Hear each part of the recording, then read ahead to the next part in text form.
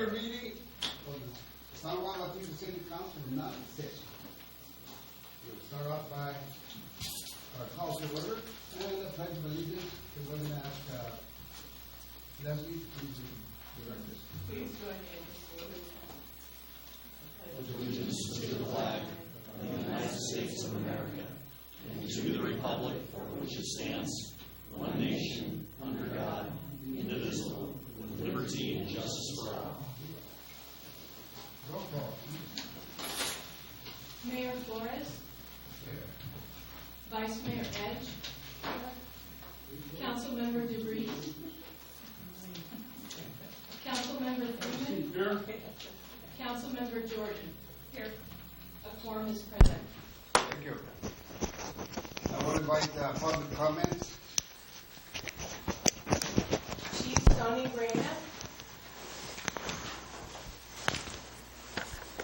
Would like to speak together. Okay, and Elena Reyna.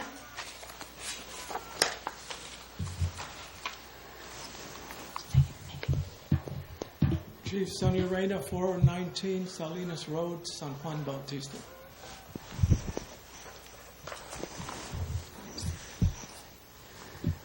I've come here today with a concern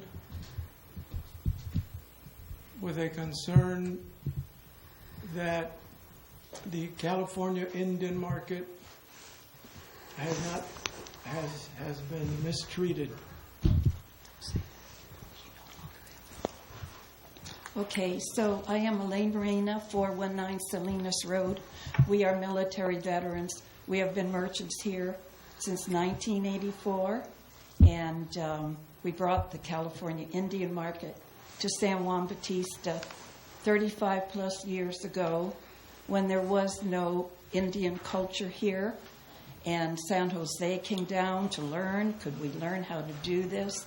So I am so proud and feel honored that you allowed us to serve you, to serve this city by bringing our native culture here. A beautiful, wonderful, and I know all of you have been there, you've appreciated it, and all I want to say is we have no place to go now. I am glad that you have an event coordinator so that you won't ever again have two shows on the same weekend.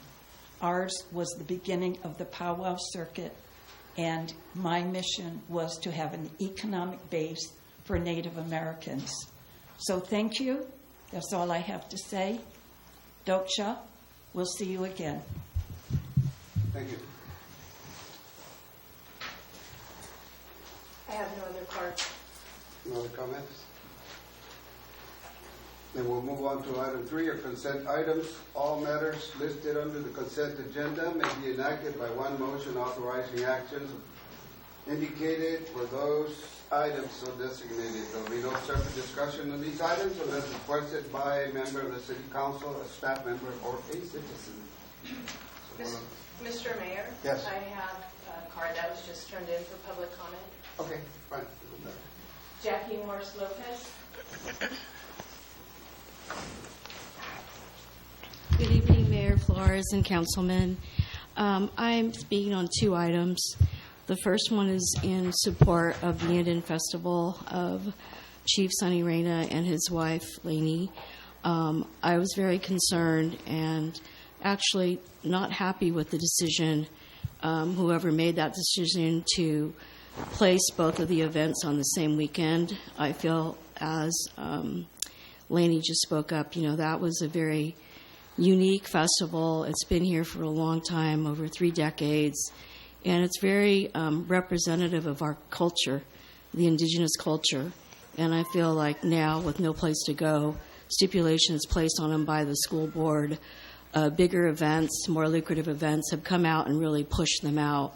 And I really implore you to think about this, because we really should step up as a community and help them.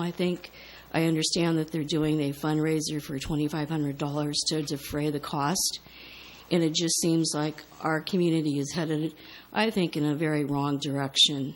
We're selling out to big developers. We're selling out to big corporations. This is part of our history here. This is how our mission got built with the hands of indigenous people. And I feel that this is just, a shame that they're treated this way. And they've been around for a long time. I love that festival. We have people that come from all over to that festival. It's very small. It's very community-centered. And it would be a shame that this would be the last year. The second item I'm going to speak on is unfinished business. I know that you all part of you have been here before the December swearing in of the new city council members.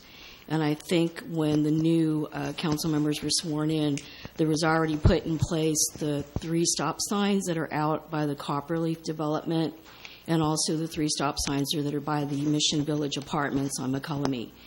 I'm understanding that those signs were put up hastily to appease some of the issues with the traffic flow and the speeders and the whatnot and the people coming out of the apartment building parking lots. I feel that that's fine, but I think it needed to be done, and it should be undone so that it can be done properly with this traffic study. I was there the other couple of days ago, and I'm sure everybody in this room that lives in town has their personal story. And I made the stop, but the people coming out of the apartment driveway didn't make the stop. So I really want you to kind of look at this and roll it back. These are not legal, as you all know. They were not put there legally through the process. Same thing with Copperleaf. You have stop signs in the directions going east and west for the traffic that's going on that road, but there's nothing to stop the traffic from coming out of the developments. That, once again, was not done properly. I've got 5 seconds left, so hopefully you can take it upon yourselves to make some discussions and undo this and do it the correct way. Thank you. Thank you. Any other comments? No, I have no other comments. Right, then we'll move on to consent items. That includes approve affidavit of posting agenda, approval minutes for March 19th regular meeting, approve minutes for March 19th special meeting, approve resolution for street closure for early days, waive reading of ordinances and resolutions, tonight's agenda be on title, and approve resolution 2019 ordering preparation of an engineering report for fiscal year 2019-20 for Valle Vista Landscape and Lightning Maintenance Assessment District number 1. So the chair will entertain a motion to approve those consent items. I'll make a motion to, for all matters listed under the consent agenda, that they be enacted in one motion. Do we have a second? I'll second it. All right. Any discussion? All in favor? Respond by aye. Aye. Opposed? Abstentions? Motion carries. Now, what I'd like to do is move 5E up to the front here so we can, if I have any problems, anybody have? Councilman? No. All right, so I'd like to move 5E, which is consider a letter of support for AB 1783 Farm Workers Housing Bill. We'll move that to forward. So that'll be it. That's it right now.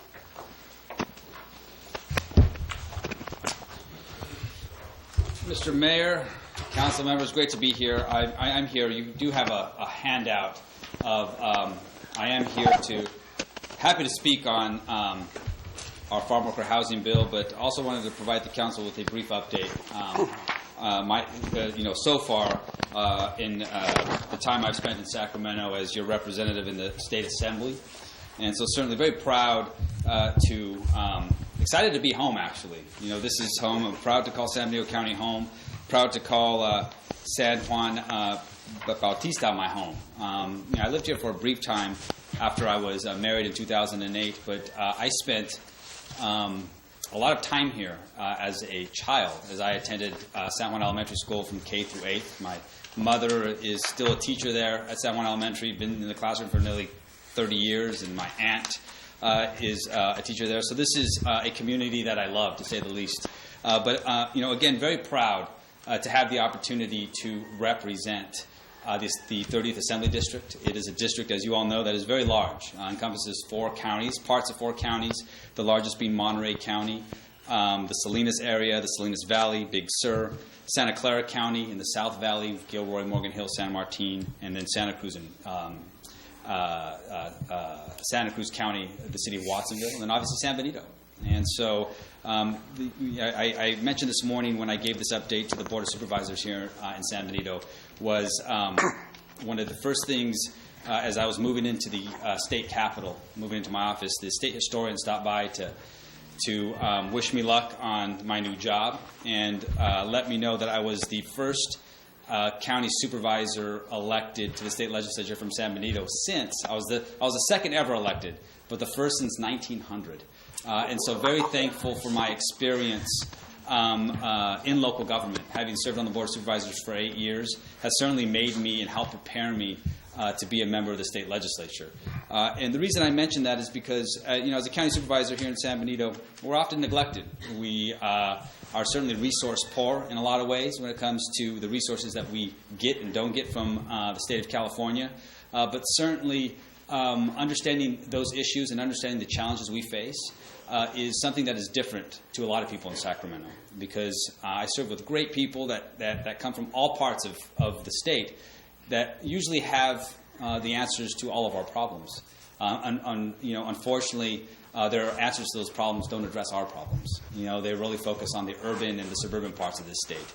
But this is a different time, not only for me in entering this job and this position, representing my home county and this district, but certainly this is a new time for all California, as we have a new governor in Gavin Newsom. And so certainly, having lived under the Jerry Brown era the past 8 years, Gavin Newsom is different.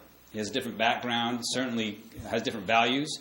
We anticipate he's going to have different priorities. But a lot of us in Sacramento are still guessing what those priorities are going to be.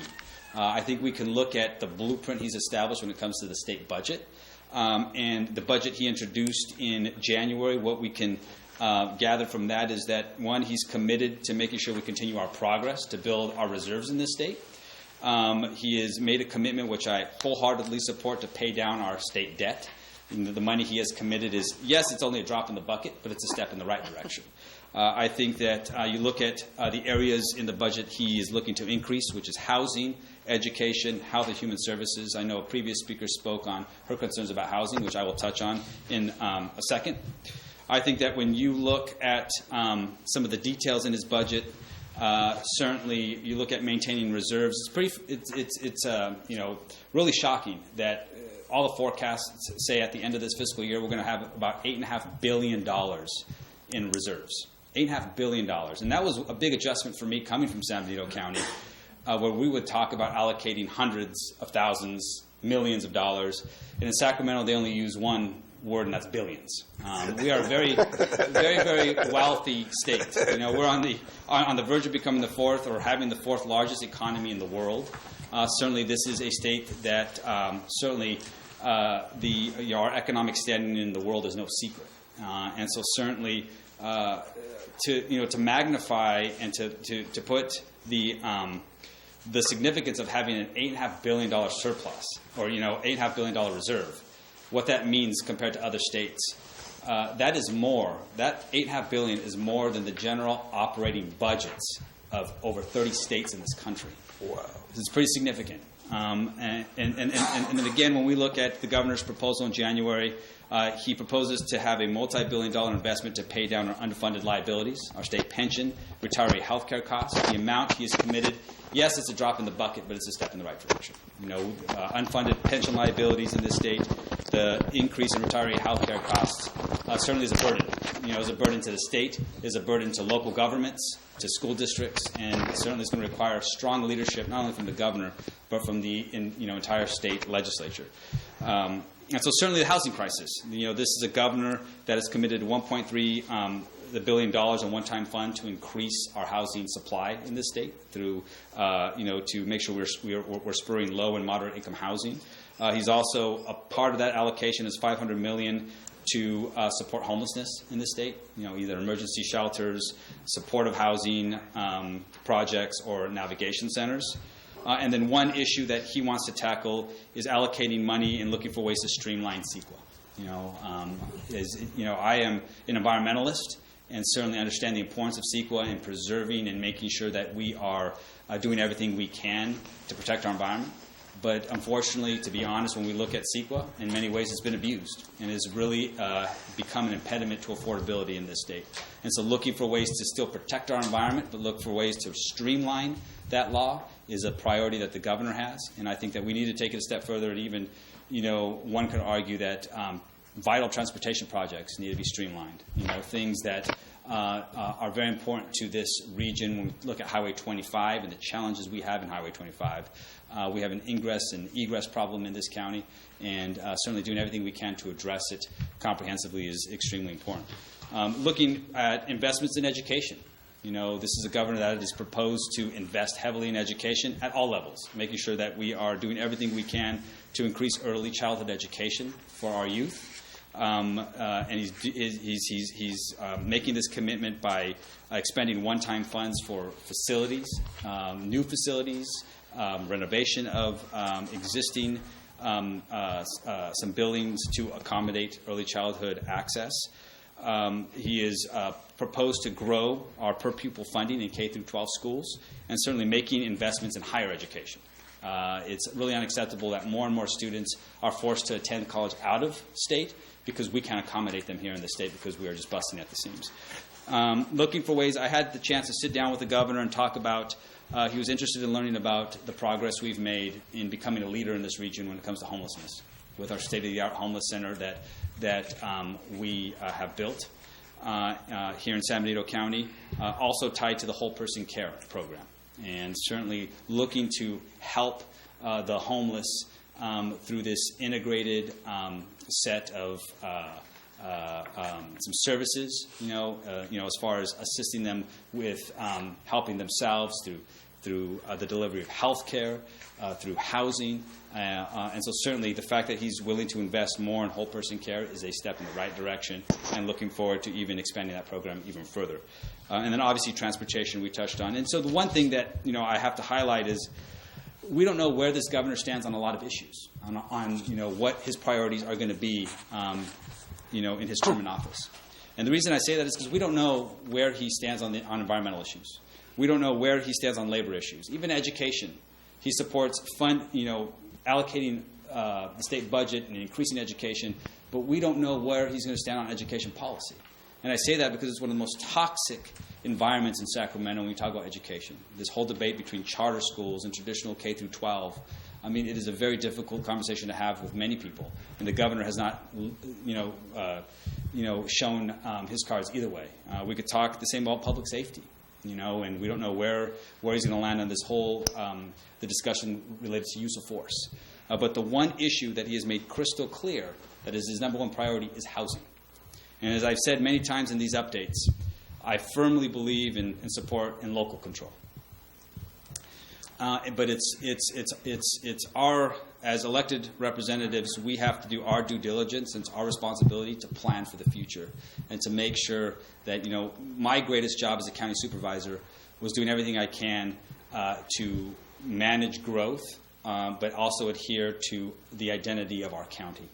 And so certainly when we resist growth, when we impose moratoriums as being discussed in the city of Hollister, we are giving Sacramento every opportunity to make that decision for us. And this is a governor that has certainly over the last couple of months has stressed planning. It is our responsibility to plan. Let's grow the way that is best for our communities. And you are the experts here in San Juan Bautista, and you are the best indicator of what that level of growth, what kind of growth. I am all about providing tools for local governments. Certainly what works well in San Francisco won't work well here. But certainly having the ability to control that growth using various tools in order to meet our housing demands and to increase and to meet the housing supply that the state desperately needs. That is something that the governor has absolutely prioritized and is his expectation moving forward. And I think that leads me to our primary bill, our Farm Worker Housing Bill, 1783. That bill was driven by this document right here.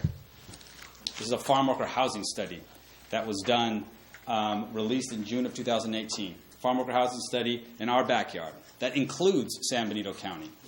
It focused on the Salinas and Pajaro Valley. And this document highlights the atrocious living conditions of thousands and thousands of farm working families. A study recently documented and highlighted the fact that Monterey County leads the state in student homelessness. 90% of those students are Latino and come from farm working families. And this is something, this housing crisis is a humanitarian issue, where you could talk about, you could read about instances of overcrowded living conditions, where the average farm working family is living in a home with an average of 7 people, and not necessarily their own family members, with strangers, complete strangers. This is, so when we start talking about no growth, when we start talking about moratoriums, let's tell these families and these children why we need those moratoriums. Because this is about them, and planning is about them. And that's why our Farm Worker Housing Act is about addressing a problem and offering ag companies and local governments a tool. It's not a mandate, it's an opt-in bill for non-H2A operations. And the reason it is non-H2A operations is because the recommendation from the study, the data, says that although the emphasis is on building units and barracks for temporary farm workers, the focus needs to be on permanent farm worker family units, because 75% of the workers live here. They don't come here to work. They live here and face these atrocious living conditions. And so certainly the Farm Worker Housing Act of 2019 is all about providing quality, dignified housing for our families. I feel very passionate about it because I grew up in farm worker housing in Paisanas, lived with 9 other of my family members. We lived in a farm worker housing unit owned by Almaden Vineyards by my grandfather's employer.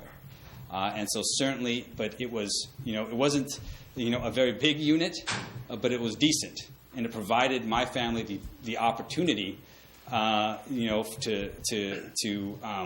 live a quality life, and to certainly do everything I could to be a productive member of my community. As my grandfather always stressed, despite living in those conditions, we lived in California where anything was possible. And so certainly the fact that I am a representative in the state assembly, anything is possible in the state. But it's making these opportunities available for today's generation, because more and more students are being left behind. And that's not me saying that, it's data saying that. It's a real issue. So certainly any support we can get on this legislation. Very happy to have support from the city of Salinas, the cities of Morgan Hill. And I think David Chu, my colleague from San Francisco, he said it best. He's the chair of housing. He said that he was not only supportive of the bill when it passed out of his committee, his housing committee, but he was becoming a co-author. Because, as I mentioned in the beginning of my presentation, in his committee, when he would see all this legislation come through to solve our housing crisis, all of the bills had to deal with solving the crisis from an urban and suburban perspective, but very rarely did he have bills to tackle it from a rural agricultural perspective. So this is a tool, and I'm proud to be the lead author and the sponsor of this bill. One other bill I want to highlight is Assembly Bill 1255. Again, it's a tool. It's called Local Housing Opportunities, Unexpected Opportunities. So often you drive through the city of Salinas or Hollister, you see all these vacant lots everywhere. So the idea behind this bill is every calendar year when cities have to submit their numbers, their housing goal numbers, that they also have to submit surplus properties that are ideal for high-density development. And again, it's up to local control. It's a tool. And so all of that information would be uploaded to a statewide a database where you could have investors, you could have developers look at that information and reach out to these local governments and ask them about it and begin to engage in some positive growth some positive opportunity to meet our housing supply. But with that said, Mr. Mayor and Council, I really appreciate the time, and I do want to introduce Amy McElroy, who is here, who is a member of our staff here in the district office. Amy is here, and so certainly we offer a number of constituent services, and so please never hesitate to reach out to our office. We are your link to state government. Any way that we can support the City of San Juan, any way we can address issues that you are directly having with the state, or any issues at all. If you just have questions, never hesitate to call our office. If we don't have the answer, if we can't direct you to an agency, we'll find out where we need to help you out. Whether it's an agency with the federal government, local government, we're here to help. If you have ideas for us related to legislation, never hesitate to reach out. I always appreciate the visits in Sacramento. I know Councilmember Edge, Mr. Mayor, you've been there. Leslie, you've been there. I'm sure John will visit me as well. But you guys are always welcome, and always appreciate seeing a hometown face in our state capitol. So with that, I'll be happy to answer any questions. Do we have any discussion? I just have a question. The houses that are being built for the farm workers, do they pay rent? And if they do, is it controlled? Right, so it is entirely up to, so our bill doesn't address that. And so the idea is that that's entirely up to the employer. I've met with some small farmers that said, hey, this is going to help us stabilize our labor needs. And so one woman in particular I spoke to, she was interested in utilizing this law, should it become law, to build farm worker housing and offer free rent for her workers as a means to attract them and to keep them, And so certainly everyone's going to treat it very differently. I've visited some farm worker housing in Salinas where they are charged $125 a month for their units, and so that's really entirely up to the ag operation. John? Well, I just had one comment. I'm pretty much completely in favor of this. Supervisor Medina and I last week at a DAMBAG meeting, we found out that, at least according to AMBAG, that any farm worker housing would count against our RENA numbers. Thank you, RENA numbers. And this council hasn't taken that up yet, but my crystal ball tells me we will be in the near future. And so if we ever decide to build anything like that, it will count for our regional housing allocation, whatever it is. Well, and that's a great point, John. Yeah. As I can't stress it enough, it's a tool. This is an opt-in bill, but certainly the way we meet our housing goals, there's no one particular way to meet those goals. Our communities should have a variety of tools available to them to meet those goals, and this is just one other way for our rural communities to meet those goals, meet those numbers. All right, thank you. We'll invite public comment.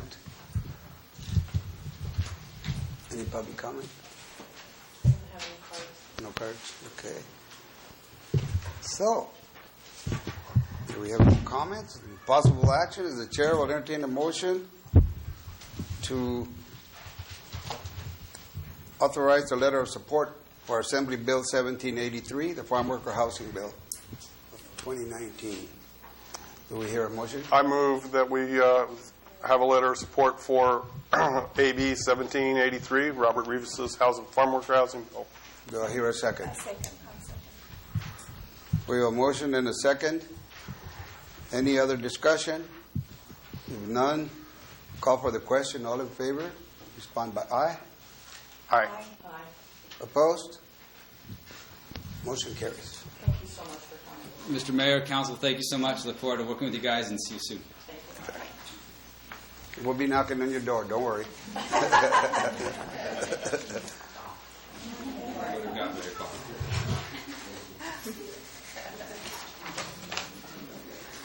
Yeah, just for clarification, the Assembly Bill 1783 creates a streamlined process in which farm owners and operators can dedicate agricultural lands to quality employee housing, and it phases out state financial support of the federal H-2A program to focus state resources of family-friendly housing. All right. We shall move on to item 4, which is presentations, informational items. We have a proclamation. Not it.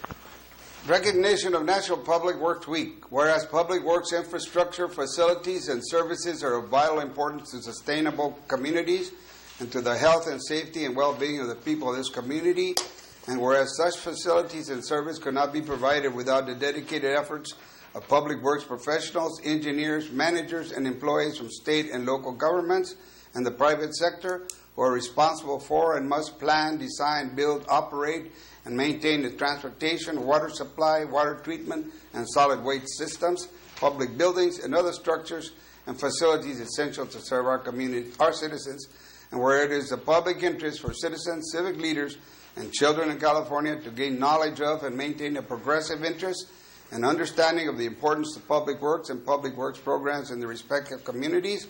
And whereas this year marks the 59th Annual National Public Works Week sponsored by the American Public Works Association, now therefore I, Cesar Flores, Mayor of the City of San Juan Bautista, do hereby proclaim the week of May 19th to the 25th, 2019 as National Public Works Week.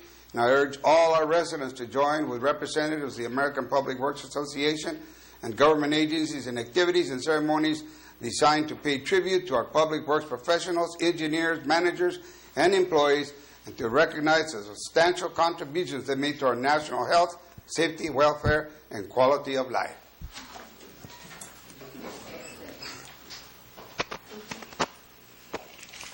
Now the next one. This is Fremont Peak Day proclamation. Whereas the San Juan Bautista City History Charter in 1869 proclaims this is an opportunity to recall the unfurling of the first American flag flown on the plaza here on June 17, 1846, and to travel to El Nido del Gavilan atop Fremont Peak State Historic Park to celebrate our 150 years as a California city. And whereas this year at El Nido del Gavilan we wish to stand together to pledge our faith and devotion to pioneers, flag, and country with the Veterans of Foreign Wars Post 6359 in Monterey Bay, District 12, celebrating Loyalty Days in 1950 at the Peak. The Native Daughters of the Golden West, Parlor number 179, leading the celebration since 1908 in San Juan and after 1918 at the Peak.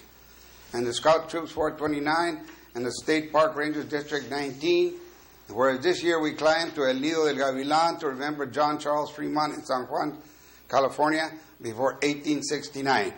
The 1846 to 1847 Major Fremont on his scientific exploratory expedition to Oregon with the California Battalion unfurled the American flag and defense of General Castro's orders for Fremont to leave Alta California with his 75 men and 500 horses. 1850, Fremont became California's first U.S. Senator. 1856, Fremont campaigned against slavery for the first time on the newly formed Republican Party ticket for the presidency of the United States. Whereas this year we salute the American flag flying over the El Nido de Gavilan at high noon and commit ourselves once again to serve the city for the next 150 years as best we can, if we live that long. Now therefore be it resolved, the City Council of the City of San Juan Bautista hereby declares Sunday, April 28th, 2019, Fremont Peak Day in the city of San Juan Bautista. Woo-hoo. Somebody here to receive this?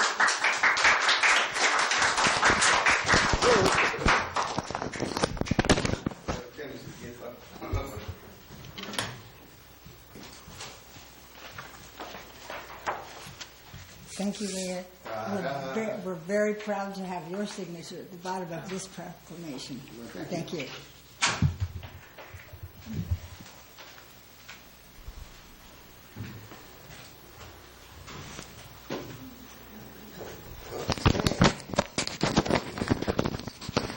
We have monthly financial statement.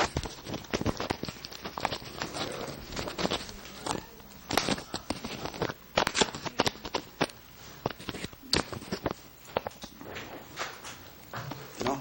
Yes, no? The monthly financial statement. Mr. Mayor, members of the council, it's your tradition to receive a monthly summary of the status of the city's budget and to include the warrant list for the bills that have been paid over the past month.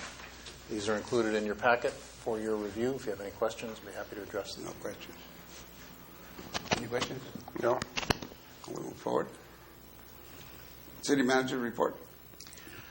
Mr. Mayor, members of the council, I thought I'd talk about the progress in our long-term water supply strategy. Recall that the city's strategy calls for the development of a new well, which we call Well 5, next to the Copperleaf subdivision, and for the acquisition and deployment of an existing agricultural well, which we call Well 6 on the former Koch property.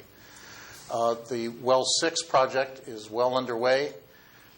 The iron manganese treatment plant has been delivered.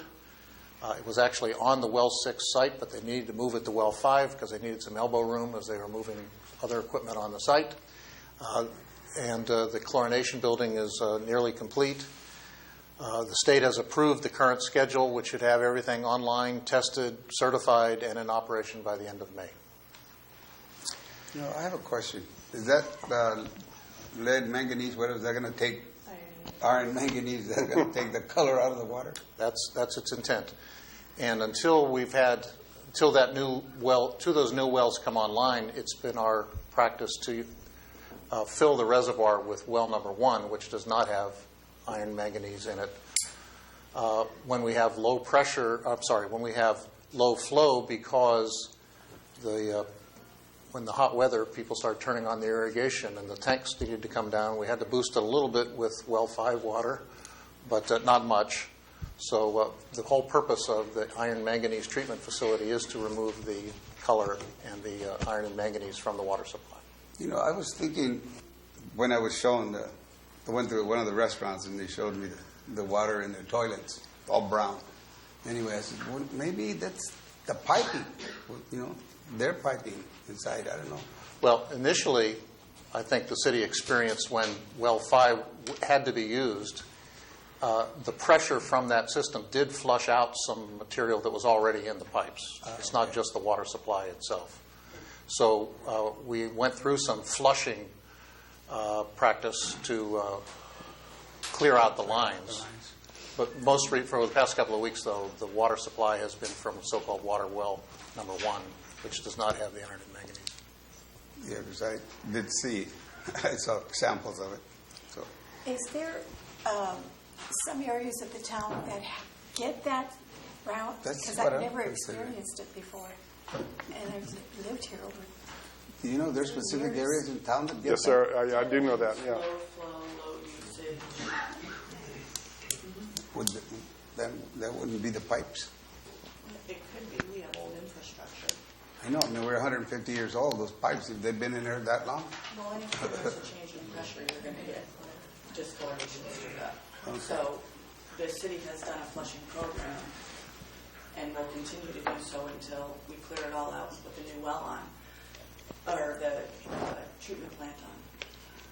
Well, do we have some kind of, I get all these questions all the time, and I go, well, the information's there. Why? So maybe we need to pass the information on some more or something. I'm not sure. But Well, we can use our website to convey additional information about our progress and the long-term strategy. I was here a year ago when you adopted your long-term strategy, and it was important that the community understand that we had a strategy, we had the funds, and we were implementing it. we can still use a water bill. Send out notes. Anyway, let's move forward. Yeah. They can go on CCR too. Question, it's over at, the treatment plant is over at Well 5? Just temporary. It's just stored there. Just stored there. It hasn't been hooked up yet. Do we have a date for hookup? All the schedules have us in operation and certified and tested by the end of May. I think it will probably be hooked up in a couple of weeks. But getting hooked up is not the end of the story. We have to test it for a while. Yeah. Okay, do we have building planning report? Thank you, Mr. Mayor, members of the council. I included a packet. Actually, I'll grab my copy. Todd Kennedy, your city planner here, just to go ahead and discuss this. I updated all the notes in the packet, and just here to answer any questions you may have. I do need Yeah, go ahead. to have questions too. Casa Rosa, repairs are going to be completed prior to the bid cook-off, correct? That's a good question. I think right now, based on the note, we have plans that have been received, and our building official has been reviewing them. At this time, I do not know the status of those. So I do. So we sought proposals from local contractors to do the work. We got 2 bid/proposals. The apparent low bidder has proposed a few minor changes that require the review by the structural engineer before the city building official will issue the building permit. But that work will take 2 days, and as soon as we can get squared away with the structural engineer, I think we will get it done by the rib cook-off. And when is the rib cook-off? I can't remember. May off the top of my 4th, head. 5th, May 4th, 5th, and Okay. 5th. It's a So, 3-day it's event right around this the year. corner. Right around the corner. Okay, so that was my question. Thank you. Question. Rancho Vista subdivision. Permit issuance has slowed down. Does that mean that the sales are slow? Yes, in general.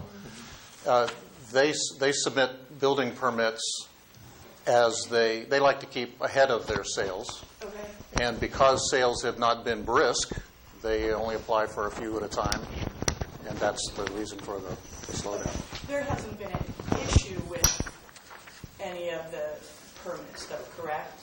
As they come in, I mean, In terms of they are plan checked by our contract plan checkers and reviewed by the city engineer. There have been no particular issues that have kept them from being issued. That's not the issue. Okay. It's their request for permits. no request. Okay, thank you. Number 7, building department activity. Comments, complaints, and questions. Code enforcement is making regular rounds to check for work being done without permits and violations of the municipal codes. What types of violations are we talking about here? What are we looking at?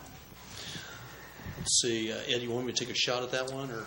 I would be guessing, so go ahead, Todd. Yeah, probably myself, because these notes are all as of April 10th, as you can see. So basically, I would just say, without permits and violations, I would say any kind of property maintenance issues and any kind of abatement, anything like that.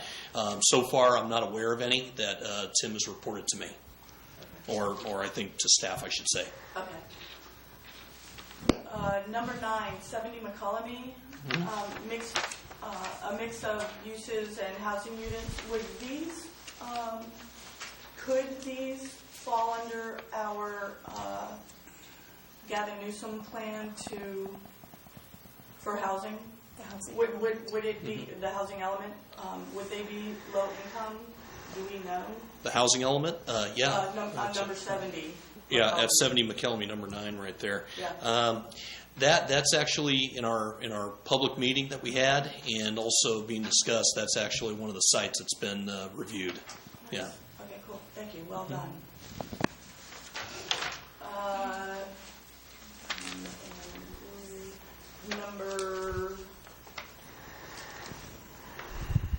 Number 12, code enforcement activity. Is that the same as number? We can combine the two. Yeah, they're kind of the same. It's like building department activity, and then of course code enforcement. So, yeah, it's kind of the same thing. Okay. And then, last but not least, one of my favorites, infrastructure. The traffic circle. It was my understanding that we had a final project for that. That studies had been done and the size had been determined. Just wondering when it will be completed. With the council's indulgence, this is a little complicated subject about which we received some information today. So, Rancho Vista was approved with a condition that a roundabout be constructed essentially at its entrance. And it was designed and included in the improvement plans as a 85-foot roundabout. That required that right-of-way be obtained from the opposite side of the street. And the property owners there have been in conversation with the city for well over a year, trying to acquire that right-of-way. And I was hopeful that we could report that this week they had submitted a parcel map which would provide for that dedication. That has not happened yet, so the dedication of the right-of-way has not yet occurred. In the meantime, Rancho Vista's engineers have said that they believe that the speeds entering into the city are what, in terms of traffic engineering, a high-speed entry to the roundabout that would require a larger roundabout than the 85-foot roundabout that was prior to their conditions of approval. We have been in contact with them and suggested that the city would be willing to undertake a series of actions and steps, including signage and physical things on the street, to reduce speed so that the smaller roundabout could be safely entered and exited. Rancho Vista and its engineer are concerned about that. We're continuing to have conversations with them about that. So the condition remains, they must build a roundabout. They can't build it until we get the right-of-way. And the size of the roundabout is currently under discussion. So what is the speed that, isn't it 50 miles per hour on that road? Well, once you're in the city limits, the speed limit, I believe, is 35. Right. But they did, recall we talked about this, I think, in a previous council meeting. Rancho Vista hired their own traffic engineer and put out what are called speed tubes that were across the street so that you could measure the speeds. And I believe the information they provided to us today was that 80% of the trips are at about 49 miles per hour. So that's too fast for the size of the roundabout that was designed. But I mean, if they have enough signage, preparing people to slow down. Rumble strips. Yes, and there are so-called high-speed entry roundabouts in other communities. They are different from our situation in that they have curvature in the road, which allows you to slow down traffic. Ours is just a straight shot.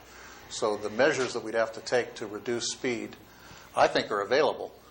But Rancho Vista and their engineer remain concerned that they can't certify with their registered engineer stamp that the roundabout that they're about to build is going to be safe. We're continuing those conversations. So signage is one way to mitigate that.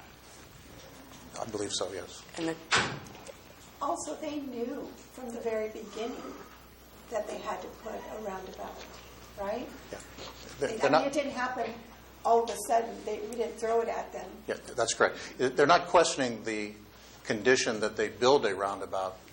Rancho Vista is questioning the size of the roundabout, believing it must be larger than had been designed and submitted as part of the conditions of approval. This is like their third time at trying to get us to increase it. First, they use the excuse of, the trucks can't get through, and we don't want the trucks. So, speeding is a problem anywhere, and I think the signage and maybe a rumble strip or two can slow most people down. flashing signage. That's going to be a lot more money. We don't have any power out there. Absolutely. But yeah, we need something visible that people are going to look at, because the truckers don't look at the signage that we have up now. I'd like to add question. I have two more questions on infrastructure. Thank you for that, Ed. Sorry. Tabletop traffic controls on 4th Street. That was brought up quite some time ago. I'm just wondering where we're at with those. We did a study. Any? That project was adopted in the city's budget, but as your interim city manager, it's not one that I have pursued. Okay. Okay. If it doesn't get this done this year, we'll put in next year's budget too. And with the thrilling speeds of 22 miles an hour, it's dubious it's needed anyway. And then part of the previous section, Veruti Park restrooms. Plans have been submitted and approved, I'm guessing? Again, with your indulgence, a more complicated story. So the City Council approved a budget of $50,000 for the Veruti Park restroom. In short, we can't deliver that project with that budget. We've already spent some money with the city's civil engineer to do a site plan, it would be wrong to call that plans have been approved or even submitted. It's just a site plan. It's not construction drawings. It's not architectural work. So when we bid out the foundation work on the expectation that perhaps city staff could actually build the structure on top of a slab that was put in by a contractor, that, in my judgment, is A, not possible, and 2, be the wrong use of their resources because they're very busy on other things, and I can't have them take 2 months off to build the restroom. So we looked at 2 other options. One, we looked at prefab restrooms that are quite nice and quite nicely designed, but also would break the budget. And second option, we've asked a local contractor to review the constructability of the restrooms as approved by the Planning Commission so that I can make a recommendation to the council on how much more money I need.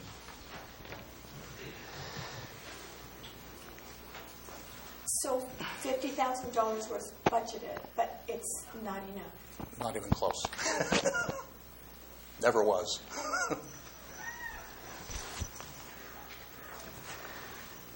Any other comments? Can I Thank have you. my questions? Yeah, you have questions, whatever. Okay, Questions. there's going to number 2, there's a parking space. It's on Washington, is it? It's on Washington. And it's going west on Washington. It's in front of a pepper tree.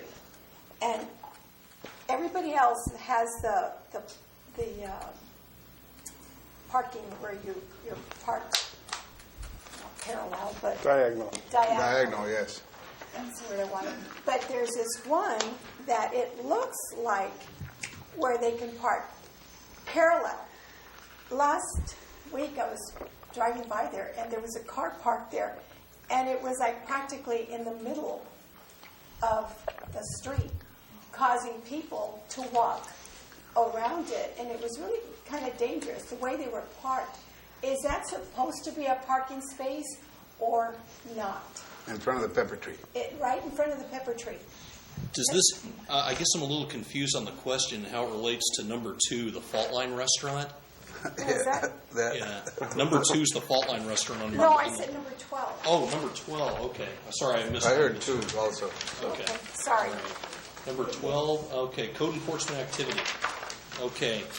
Let me make a note. You said Pepper Tree on Washington and... It is. Okay. Yeah, that's I don't humongous. know if it's meant to be a parking space or not, but people are parking there. Yep, I used it. Oh, you did? Oh, I know what you're talking Well, about. it was you then. It wasn't me. Everybody else is parking diagonally, and that's a parallel spot. And it looks like it's a It parallel. looks like it's a parallel but spot. I don't think it is. It is. Oh, it is? Is it? Because you can't park diagonally because the pepper tree is there. So they just made it into a diagonal. Go check it out. All right.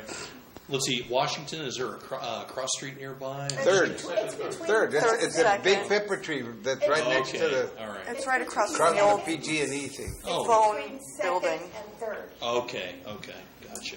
And it's on the right-hand side. Just trying to kind of picture where it is. It's our big On the state pepper park. tree. State park, and then, on the other side of the street, there's the The- Pac Bell building. Right. Yeah. Okay.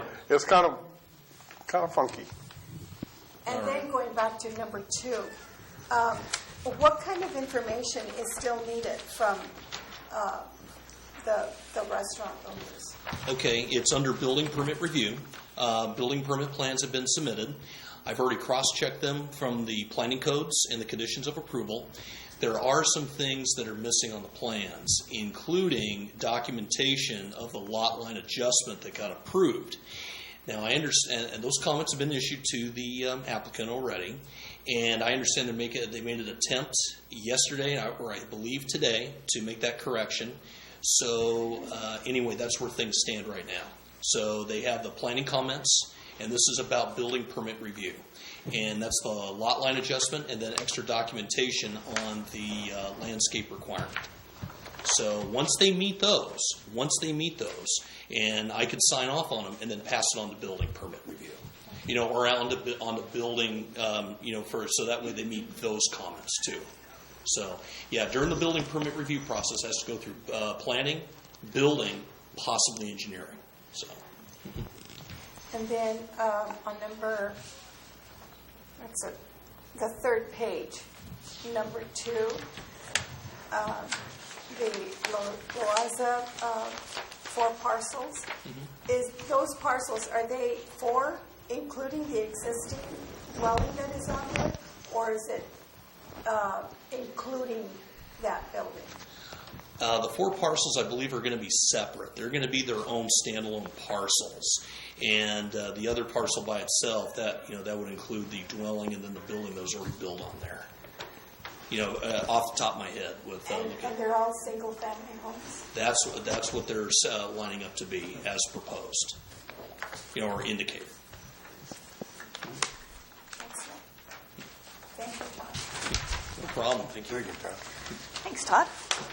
Actually, Mr. Mayor, if I may, since I'm still here and all that, would it be okay if we just drop down to item 4G and just give a quick update on the Strategic Planning Committee report? Sure. That's all right? Yes. I just want to give a few words. I have nothing to report. There was no Strategic Planning Committee meeting this month. There was none? There was not. And I do apologize. I should have sent out an email just saying cancellation, but I haven't got a chance to do that, so I'll do that in the morning. So I can't ask my questions on it then. All right. Okay. Thanks, Todd. Reports from City Council appointees to regional organizations and committees. John, you got anything? Got 3. All right. Okay, so on April 4th, the Intergovernmental Committee met, and we all promised each other that we would report out to our individual or separate city councils and board of supervisors. So we talked about 2 main issues. First issue is Hollister Unified School District and the City of Hollister are having big-time traffic problems with their schools. The drivers, i.e. parents, dropping off their kids. For example, Gavilan Hills, not college, school, whatever, elementary school, Gavilan Hill Elementary School is on this street called Buena Vista. And it's 3/4 the way down from Highway 25, yet the traffic is backed up 6 blocks all the way to Highway 25, both at like 8 o'clock in the morning and then like at 3 in the afternoon. In other words, pick up and drop off of the kids. And it's getting a little out of hand from what I understand, i.e. the parents cussing and yelling at each other, cussing and yelling at teachers, principals, and police officers. So I'm glad we don't have that problem. Our school's not on a main street, so it kind of takes care of itself. The second thing we talked about was the San Benito County Library, as it exists now, it's next to the courthouse. It's small and it's cramped and it's outdated and it's not good enough for the county. It is a county library, and I'm using that word specifically because that means we help pay for it. We pay county taxes, and the county and the city together, City of Hollister, County of San Benito, is thinking about a new library, and they're going to call it a TEL Center, which stands for Technology, Education, and Library, and they just made that up. It's not something, Anyway, it would include community rooms. They want it to be in the center of downtown, computer labs, plus a library. So we could, like right now, there's nowhere in San Benito County that you could have a big meeting for example, AMBAG, they meet in the Marina Library, and there's 2 very large meeting rooms there, and it fits. And we don't have that in the county of San Benito. People use Mars Coffee Shop and Vertigo Coffee Shop, but that wouldn't really work for a meeting past 4 or 5 people. So, that's the idea. This idea was floated out a couple of years ago. They hired consultants. And the consultant came up with a 4-story design. It was going to cost $67 million, and people went gagged. And now they're coming back, and so they don't know what they want yet in terms of size and cost. but it's going to be something that's going to be talked about and worked on. It's something on down the road, but it's just something to think about. So last week, AMBAG met in the city of Greenfield, as I mentioned before when Assemblyman Rivas was here. We talked about the regional housing. What's that N stand for? What? Needs allocation. Thank you. I keep forgetting the N. Anyway, the RENA numbers are coming out. For us, they'll come out from COG. For everybody else in AMBAG, they'll come out from AMBAG itself. And like I discussed, the farm worker housing can apply to these RENA numbers, which everyone thought that was a really good thing at AMBAG. Also, it was announced that AMBAG got a $600 million grant to redesign Highway 1 between Moss Landing and the first off-ramp going to Pajaro Valley, because it's going to be underwater pretty soon. Wow. Yeah.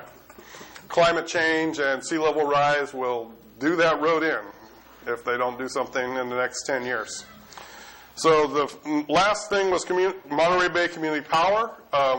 They did not have a meeting last month, in the month of March, but they did have a workshop in the city of Watsonville on the last Saturday of the month, and a lot of things were discussed, such as microgrids, transportation electrification, home energy improvements, and other changes that will cause greenhouse gas reduction and things like that. It might sound real technical, and some of it is, but we already have a microgrid close to San Juan. The True Leaf plant is a microgrid by itself. That means they can have their own source of generation and power and can separate from the grid. This comes in real handy if PG&E shuts down the power for whatever reason, fires, earthquakes. You're not lost completely. A lot of cities have what's called critical needs, fire, police, other things. They're on their own microgrids. And so Monterey Bay Community Power is going to be promoting those and helping people install them and do them correctly, because PG&E doesn't have the time or money anymore. So that's it for my reports. I went to the Leadership Council meeting, which deals with homelessness, and it's really, I was reiterating what Assemblyman Rivas said. The governor did give out, we have $8.5 billion to use. San Benito County is going to be getting $150,000 to begin with, and the homelessness issue is just getting to be a big issue and a big problem. And we have a lot of youth, high school kids that are homeless, and we have a number in San Benito County. I just can't remember what the number was, but anyway. Okay. Nothing. A little bit on the COG. We have a COG meeting tomorrow, as a matter of fact. And one of the major discussion is that roundabout at Highway 25 and 156, which is it costs about $10 million, something like that. They're going to put it in, and it's going to be torn down eventually when they reline the road. So we're discussing that. I mean, what's the build something, spend all that money, and then maybe tear it down. So that's something we're working on. We haven't decided anything. We haven't passed anything. We're still looking at it. A lot of discussion going on. A lot of input from different people and concerns. And that's about it. I'll bring you up to date at the next meeting, because we got a meeting tomorrow. Or Thursday. Sorry, Thursday. Okay. Is that it? All right. So move on to action item 6. Confirm the appointments to the Planning Commission. Apparently we didn't get the right direction, or we didn't do whatever we were supposed to do in the proper order, so we have to go back and review our appointments and how we voted, and that'll be taken care of over here. Right? Staff report, City Attorney. Okay, so that's correct. The previous city council, they changed the ordinance so that planning commissioners are elected directly by the city council with the interview process directly in front of the city council. And so it was a bit of confusion when we did this in December because we had never done it before. And staff prepared the ballots, and I think we weren't prepared for the tie votes that occurred, so it was there was a little bit of chaos going on. And I have found later that there's an Attorney General decision from 1976 where we're allowed to do the voting as we did it by ballot and then have it tallied, but the ballot had to bear some kind of mark of the council member, whether we used different ink or initials. And in this case, we didn't have the marking of the ballot. So when this was brought to the attention of the City Council at the last meeting, and I note that it was brought to the attention 90 days after the statute of limitations had expired for filing a Brown Act complaint. But nonetheless, the City Council decided that they wanted to rectify the decision. And so what we decided to do is just bring the ballots back to you and kind of walk through the process again and have you, for each vote, identify your ballot. And I've seen the ballots, they're different. Most of them have a different kind of marking or a different writing on them. So I think you'll be able to do them. And with Councilmember DeVries not here, hopefully the one ballot that's not identified will end up being his. And then, just going through part of this discussion, I'd also like you then to talk about how to improve the process. Do you want to stay with what's written in the city code now and have the council interview the possible appointees at the meeting and discuss it in front of the public? If you decide to do that, do you want to put a process in place of how the voting is going to occur? We can do a sample ballot. We can do it by resolution.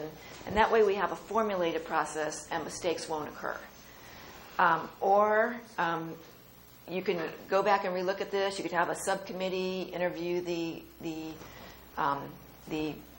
possible appointees and then make a recommendation.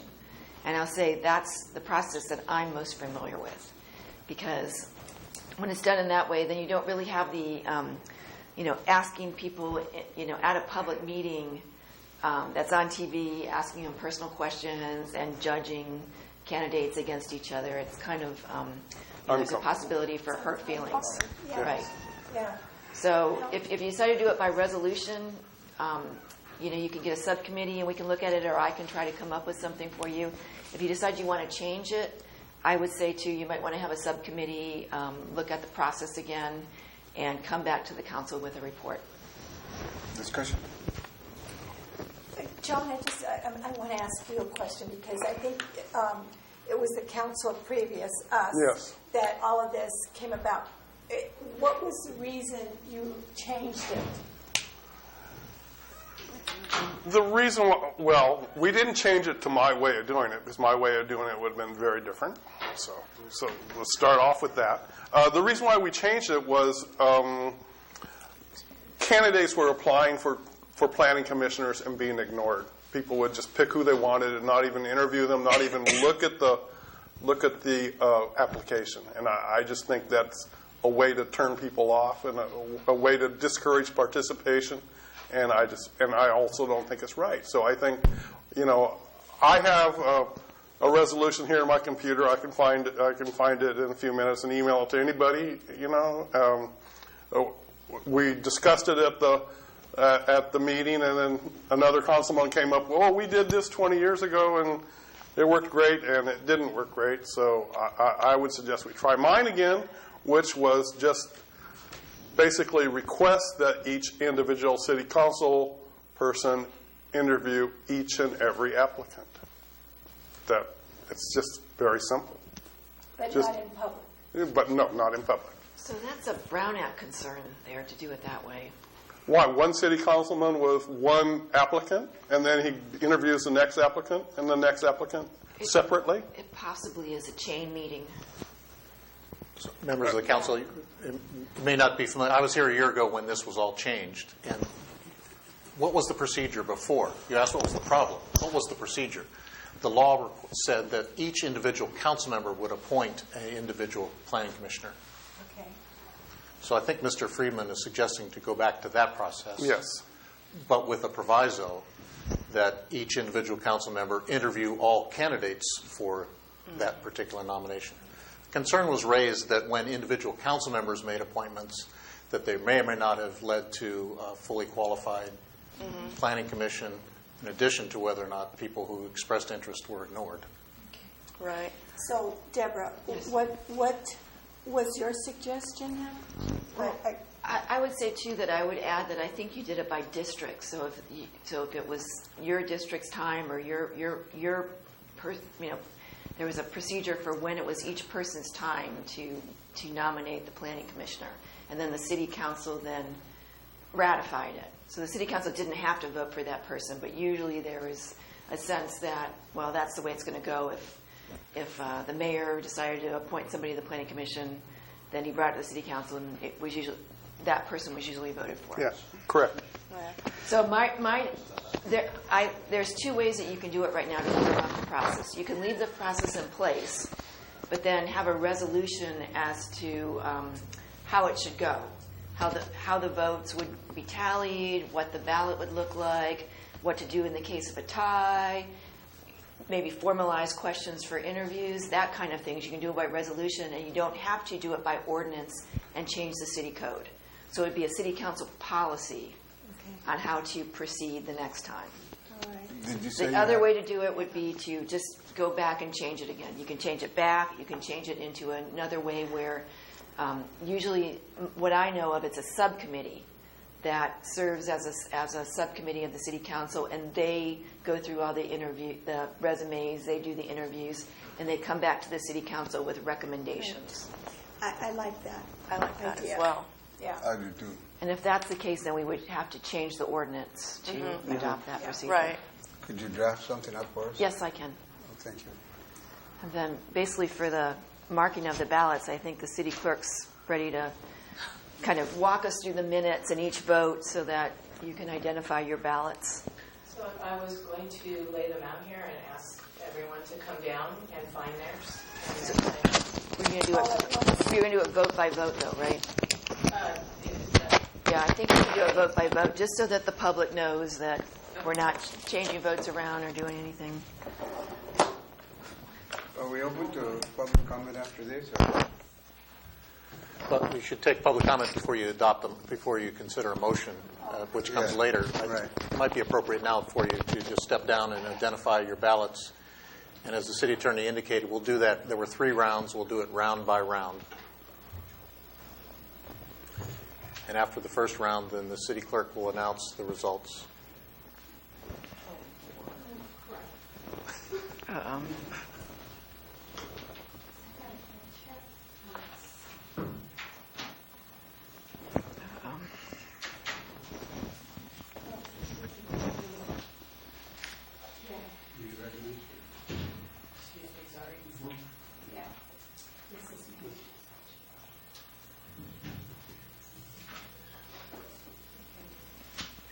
So do I go sit down or what? Give them to the city clerk. Yeah.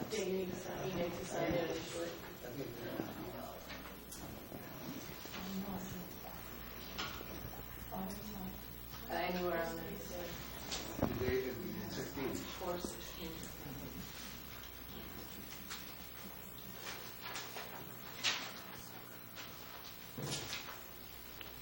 So city clerk, and then you mark Mr. DeVries' ballot, as I assume is the ballot that's left remaining. Okay. So you just want me to Just print his name on DV, it? just D, yeah, DV. DV.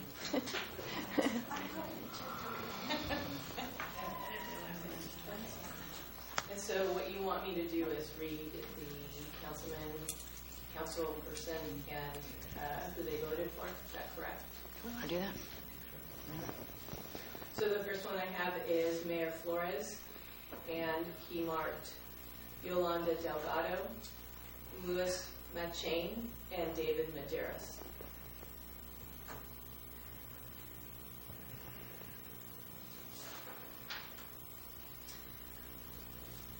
Vice Mayor Edge marked Yolanda Delgado, Louis Machain, and David Medeiros.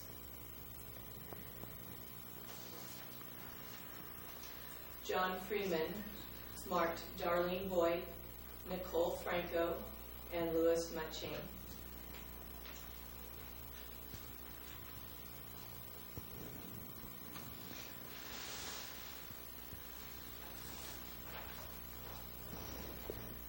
Councilmember Jordan marked Cherie Folletta, Louis Matchain, and David Medeiros.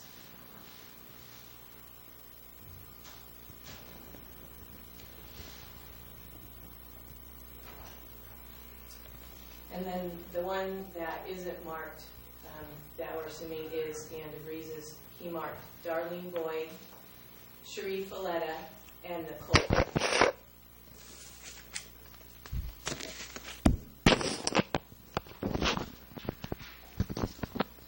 So after that ballot, Darlene Boyd had 2 votes, Yolanda Delgado had 2 votes, Cherie Folletta had 2 votes, Nicole Franco had 2 votes, Louis Matchain had 4 votes, and David Medeiros had 3 votes. So with that, Louis Matchain and David Medeiros were appointed, and then there was a 4-way tie between Nicole Franco, Cherie Folletta, and Yolanda Delgado, and Darlene Boyd. So now, members, it would be appropriate to come down and look at your second round ballots.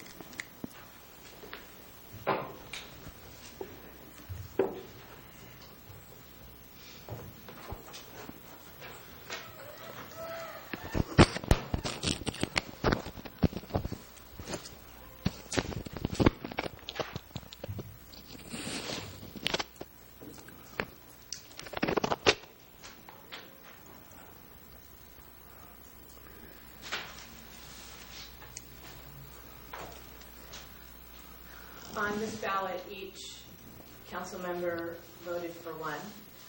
Mayor Flores voted for Yolanda Delgado. Vice Mayor Edge voted for Yolanda Delgado. Councilmember Freeman voted for Darlene Boyd. Councilmember Jordan voted for Cherie Folletta. And the one that was not marked, that we're assuming is Dan DeVries, he marked Darlene Boyd. So that resulted in Darlene Boyd with 2 votes, Yolanda Delgado with 2 votes, and Cherie Folletta with 1 vote. So, council members, having failed to reach a majority for any candidate in the second round, you had a third round, and it's now appropriate for you to review those third round ballots.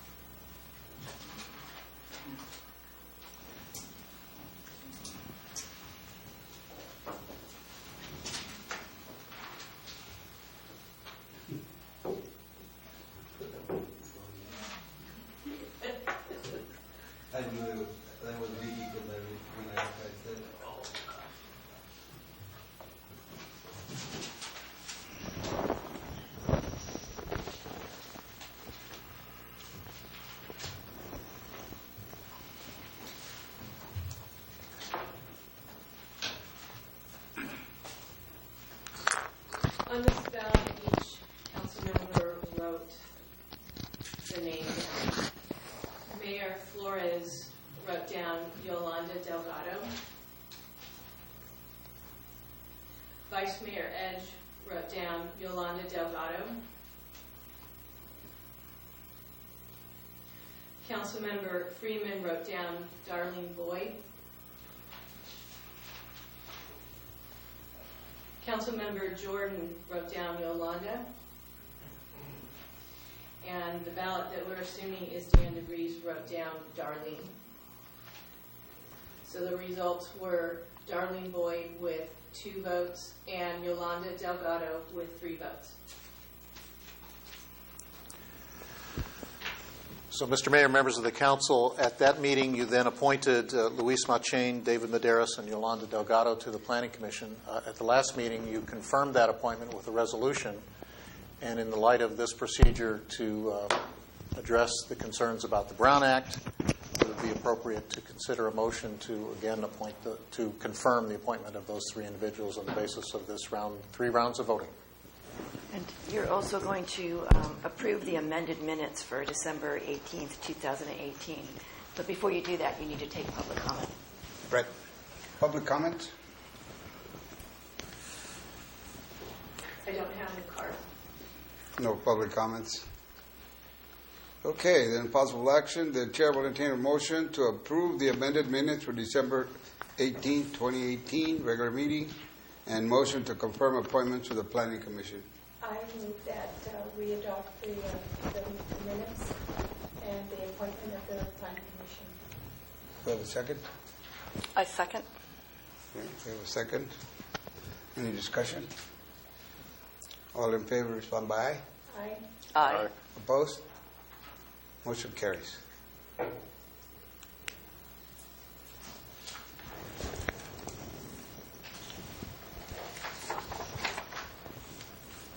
Okay. We move to B. Designate Muckalamy, 3rd Street and Polk Street pavement rehabilitation project as the city's priority project under the State Road Repair and Accountability Act of 2017 and Measure G. Staff report from Frank Lopez. Frank isn't here today. His associate Armando is, and I'm sorry, Armando, I forget your last name, but this could be quick. Each year, the state requires that the council adopt a resolution identifying the project for which it will seek SB1 funds. This is the project that's in the budget, the McKelvey Street project, and the 3rd Street project, and with your adoption of this resolution, we'll fill out the state's forms, and we'll be eligible for about $40,000, as I recall. I have a question. Go ahead. How do we come up with the streets to be worked on and to be improved? How do we That was... Well, my understanding is that the city councils in prior years has gone through a process of trying to identify priorities. I do know that this project has been in the budget for at least 2 years. So previous councils and the council, you haven't seen the budget yet. Previous councils have adopted this project. You recall that from the freeway to about a half a mile maybe, half the street was done with the construction of the Mission Garden apartments, but the other half was not. And it's a highly traveled street that's in bad shape, and that's why it was included in the budget. The project is actually being designed right now. There's a discussion about that in a later agenda item. So how do we get other streets? Say, for instance, next year, do we have streets that we name to have them be repaid? I think it would be appropriate in the budget process for the council to consider your priorities. We will give you our staff recommendation on which streets require the greatest attention. Ironically, again, in another agenda item, there is a requirement by the COG, the Council of Governments, that we establish what's called a pavement management program, which actually uses data to identify the streets most in need. And you need to take that into consideration as you make a community judgment about where the priorities ought to be. So if I may add, when we picked out the streets, I believe it was a year and a half ago or whenever it was, we just picked the ones that were the roughest and the worst, that we thought it was a subjective feeling, which street did my car like the least? Well,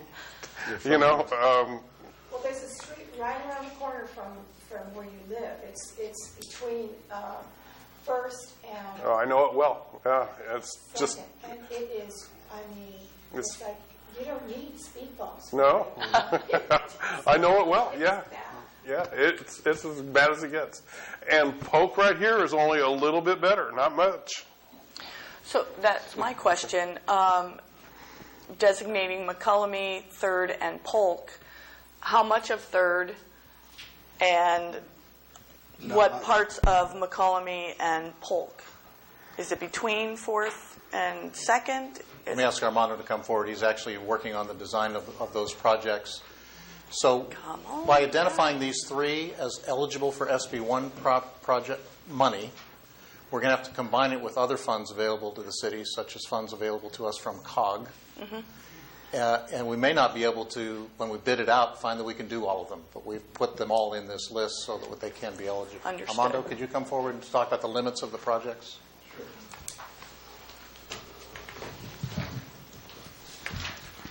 Good evening, Major and City Council members. So the project limits is for 3rd Street. It's going to start at Taholami, Tuolumne. From Taholami to Mokelumne Street.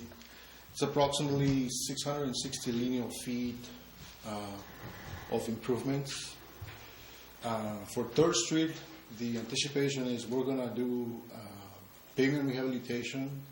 In addition, we're also going to improve we're going to be looking at the sewer, at the water, and also at the storm drain. So it's going to be a full complete street construction there. Question. Yes. You're going to add for the utilities and all that, phone lines underground? Is that? We're adding. The contract is to include sewer, water, and storm. Joint trench is not included, meaning undergrounding of existing power poles or dark fiber, if that's what you're referring to, communication Yes. lines. Mm-hmm. The one dig. Yeah. Yeah, that's still not included. Okay.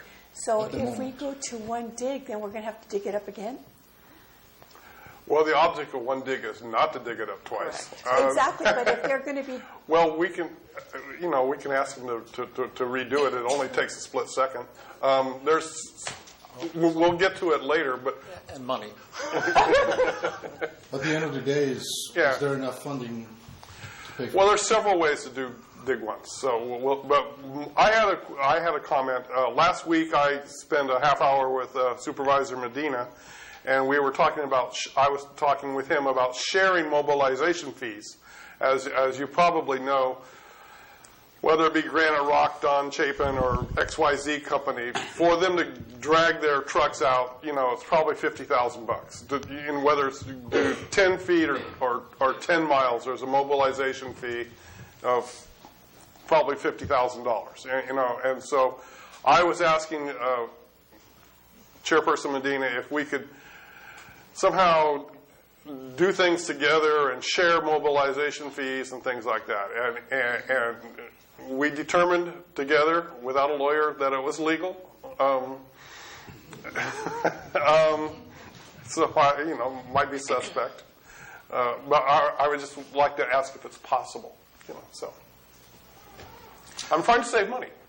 It is possible, authorized by the state constitution, for cities and counties to jointly purchase and bid out projects. So I think that may be the thing you're getting at here is have them jointly bid rather than sharing mobilization fees. That might be a different thing.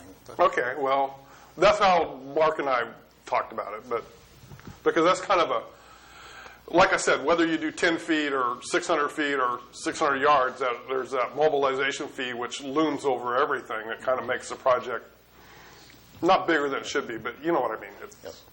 Economies of scale come into play. But to be clear, this 3rd Street project between Tuolumne and McKelvey is going to be a very significant project because it's going to require curb gutter, sidewalk, new storm drains. And while the street's opened up, we'll look at sewer and water. Under our current policy, we would advise the telecommunications companies and PG&E that we're going to open up the street. Are you ready to do something? PG&E will say, no, it's too small a project for us to underground. And the telecom community companies, I don't know what they would say. Later agenda item, Councilmember Freeman asks the council to consider whether or not we'd want to invest in dark fiber to later lease it to. Or conduit at least. Yeah. Conduit. Mm-hmm. That's the money part. Yeah, that's the money part. All right. Absolutely. It can be included, but it's an additional cost. Any questions? What kind of paving are we looking at? Are we looking at permeable at all? Question. Permeable pavement is not an option for this project. Usually permeable pavement is generally where there's less traffic than what you normally see in this kind of streets. I would probably put it, if we would consider it, we would consider it at the parking areas. But at this point, we have a consultant that's going to give us payment recommendations. We can try to find out if he will be, he could consider that as one of the alternatives that he's going to provide us. Usually, he provides 3 to 4 different options and different costs. But again, in the travel lane, pervious pavement is not generally recommended. We can do it in the parking areas if there's parking available, which I believe in 3rd Street there's parking.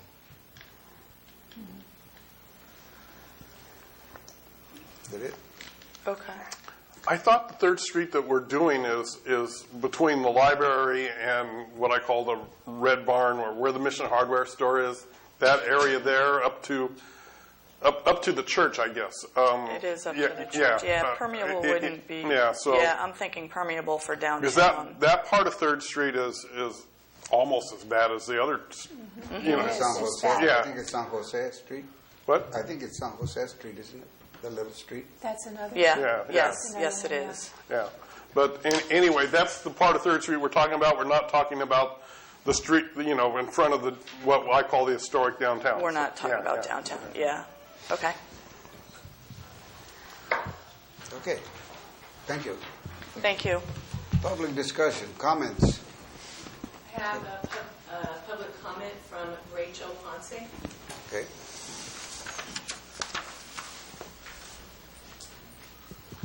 I have 2 things. From Tuolumne to McKelvey, that's really short, and I see, as far as the driving comfort, I guess you'd call it, is more from Tuolumne to McKelvey. There's a lot more potholes and rough riding from Tuolumne to McKelvey than from Monterey to Tuolumne. And that's a really short space there from Monterey to Tuolumne. To me, I would think that we'd use our money more wisely and longer. I mean, if we're in that same area, use the money from Tuolumne to McKelvey. That and there is need for sidewalks there too. Originally, when I filled out my speaker card, I wanted to speak on 5B because I questioned why you guys were discussing working on McKelvey, 3rd Street, and Polk Street. And I remember a few months ago, it was said here in the City Council that 4th Street was going to have the tables. And thank you, Leslie, for reminding. And that we already have the traffic study and all of that, and it was decided we're going to put the tables on there. And the traffic speed has not subsided at all. And I think that, maybe kind of look back at the recommendations that were made before you guys start changing all kinds of stuff. I just think that maybe you guys could take a second look at what had been proposed previously. Thank you. Thank you. Thank you. Mr. Mayor, just to clarify, I believe that the section that Ms. Ponce is speaking about is exactly the one that we are proposing on 3rd Street between Tuolumne and McKellamie. Right. And we're not proposing that we change any funding or remove funding from the 4th Street project in order to accomplish this. And you guys said Monterey. I don't know. I heard McCollum. Anyway. So it is McCollum and Tuolumne. Yeah. 3rd Street between McKellamie and Tuolumne. Okay. Tuolumne. Perfect. But going back to the table, are they in line? I mean, are we going to continue to look into putting those in? The council has authorized, has appropriated the funds for those speed tables. If you tell me that that's a higher priority than the other things I'm working on, then we'll move on that. I'm here for a short period of time, and it wasn't at the top of my list. And we have to have this in by May 1st or we lose all money. So that's, Which one? both. Both Major G and SB1. Right. And when it was discussed about the tables, I asked when would that project begin, and it was said in January of this year.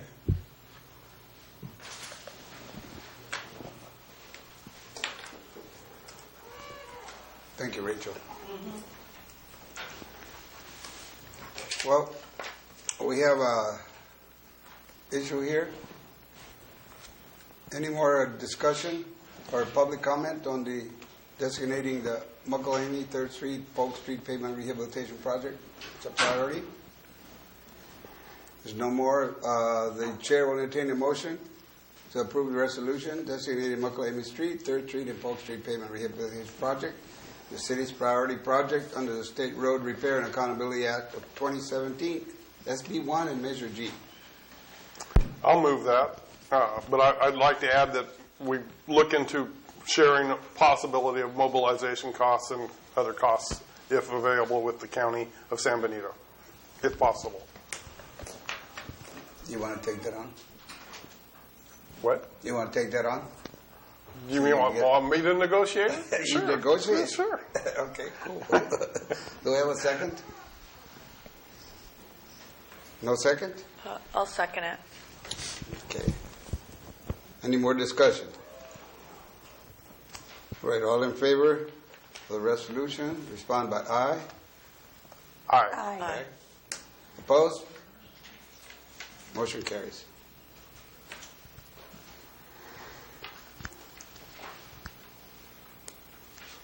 Oh, let's see, I have a question. How many of you here for the ordinance of the smoke-free? Whole bunch of you. Why don't we move that up? Yeah. Yes, why don't we? That's a good We're idea. going to move that up. That'll be next, okay?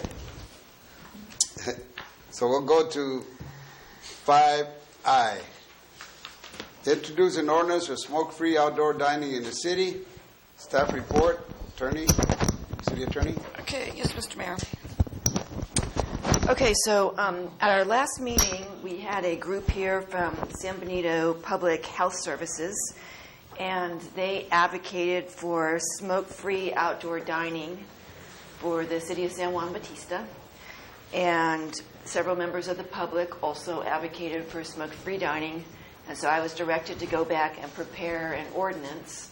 And the city already had a smoking ordinance, so this isn't a new ordinance here. And I realized when I looked at it online, I gave the city clerk an interlineated copy, but it didn't print out. So I thought, well, the best way to do is just to go through this ordinance with you and show you the small changes I made to make this smoke-free. The first is that section 5-27-110. It said that smoking was prohibited in every restaurant except for any area which is located outdoors. Or it said excluding. So I changed that to including. Okay, so we're permitted to do that by state law, so I changed one word in 527-110A. I got rid of excluding, and I changed it to including. And then there's also in 527-120, I'll explain that state law does not allow smoking in workplaces that hire more than one employee. So there is, state law says it's only in those areas of the workplace that are enclosed. And so we had it with the exception of, we had that any portion of the workplace that is not enclosed was excluded from the smoking ordinance. And so at 527-115-5, I added, with the exception of outdoor dining areas and restaurants. Because you see, these are workplaces, but they're outside. So I made sure that smoking is also excluded from outdoor dining areas. So is that clear, that change to Section 5? And then I just also highlighted in the ordinance, the restaurants themselves have a lot of powers to put up signs, and if they don't want smoking in certain areas, if they don't want vaping in certain areas, which isn't included in the ordinance, they can designate that at their restaurants as well.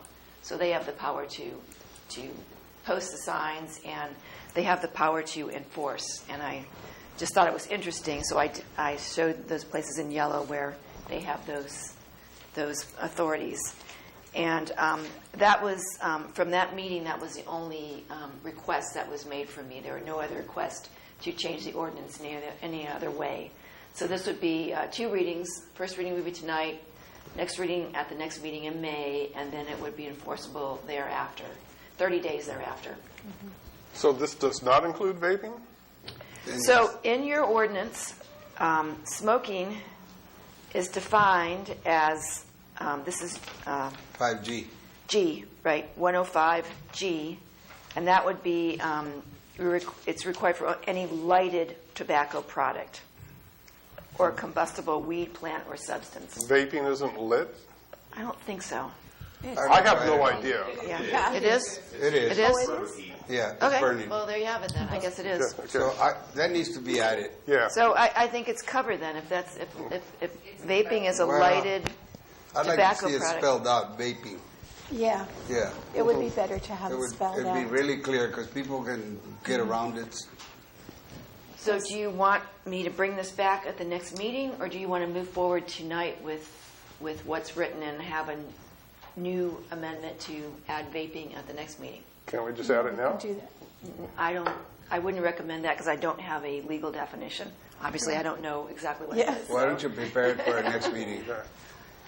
I have some comments. Yes. You have my speaker. It's Laura Calderon. Yes. Good evening, Honorable Mayor and City Council members. Thank you for letting us come here today. And on behalf of San Benito County Public Health Services and my fellow colleagues that are here, we thank you for appointing time and funds for the staff attorney to address this very important issue of smoke-free outdoor dining. As you remember from the last City Council meeting, our health officer discussed about the health effects of secondhand smoke. I covered how the community has a voice, and you also heard from local residents and a local restaurant manager. In anticipation of the first reading, I created a list of questions and concerns regarding smoke-free outdoor dining. And so that is the packet that you received. I'm going to quickly go over it. Question: if this ordinance is to pass, who is responsible for reviewing, researching, purchasing, disseminating of signs to the restaurant owners? The city will not have to worry about paying for the signs, as San Benito County Public Health Services will pay for the signs. So this is no cost to the city at all. We will purchase a total of 50 signs at $13 per sign, equaling $700. And the measurements of the sign we were looking at for this estimate is 7.25 as the height and 11 as the width. When will the no smoking signs be posted? Public Health Services recommends no smoking signs be posted immediately after the ordinance has passed. When will the ordinance go into effect? City Council will answer this question, although Public Health Services recommends the ordinance go into effect immediately. And then we had some questions and some concerns. Under the definition of smoking, Chapter 5-27, it says regulating of smoking in certain places, definition G, exhaling, burning, or carrying any lighted tobacco product or other combustible weed, plant, or substance. I know you guys discussed this, but we wanted to bring this up. We know you guys have the final say in this, but we wanted to clarify, does the definition include e-cigarettes and cannabis? And if it doesn't, can we add certain words to it, and or vaping? Next question, Public Health Services recommends adding smoking is prohibited within 20 feet of any entryway to the ordinance under Section 5-2710, where it says smoking prohibited. So we did some research and we found that there are 159 jurisdictions in California that have passed ordinances to prohibit smoking near the entryway of all buildings and in enclosed areas where smoking is prohibited. In addition, there's 134 jurisdictions that prohibit smoking within 20 feet of entryway. And we also found that American Non-Smokers' Rights says that there's 127 jurisdictions that have enacted laws for 100% smoke-free outdoor dining in California. So why do some policies have a 20-foot rule buffer zone and some don't? So some of those reasons would be because secondhand smoke can easily drift from the non-smoking areas. Some policies don't have a buffer zone because it can cover sidewalks and streets, main streets. Policymakers do not want a buffer zone because it'll eventually cover the whole city. Okay. And then next, we just have some examples of signs. If you look at, we have the one that City of Santa Cruz uses. Your time is up. Your time is up. Huh? Your time. Oh. Okay, well, we have different signs and proposed signs as well. Right. Thank you. Are there any questions? No, I don't have anything. No. I just think that, like, I agree that we need to add the vaping, verbiage in. Input? Yes. Can I ask a question? I thought there already was a law that prohibited smoking outside of the doorways of buildings. Actually, There's a state law. It's only federal buildings, city, state, those buildings Okay. only. Those types of buildings. I thought it was everything. Yeah, a lot of people think it's everywhere, but it's not. It's just federal, government, city buildings. All right. Thank you. Any other questions? Any other public comment? Rachel Ponce.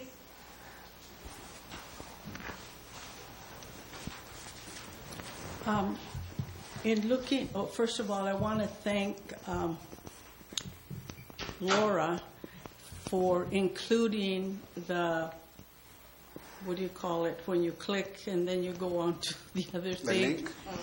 Yeah, the link. The link. In when she sends out the notice of the city council meetings, in this way it's a lot easier than having to close up and then go to the other one. So thank you for thinking about that. That was very helpful. And I skimmed through the ordinance and I thought this thing needs some teeth in it. And the other day I was walking by Vertigos and this woman is smoking and she's on the other side on the sidewalk of the fences a vertigo. And there's people inside the eating area, and she's smoking on the other side, and the only thing blocking her is the fence. And I thought, well, that's not protecting the people that are eating. And my question was, there wasn't anything in the ordinance about how far you had to be away from outside eating. And I think that needs to be explained.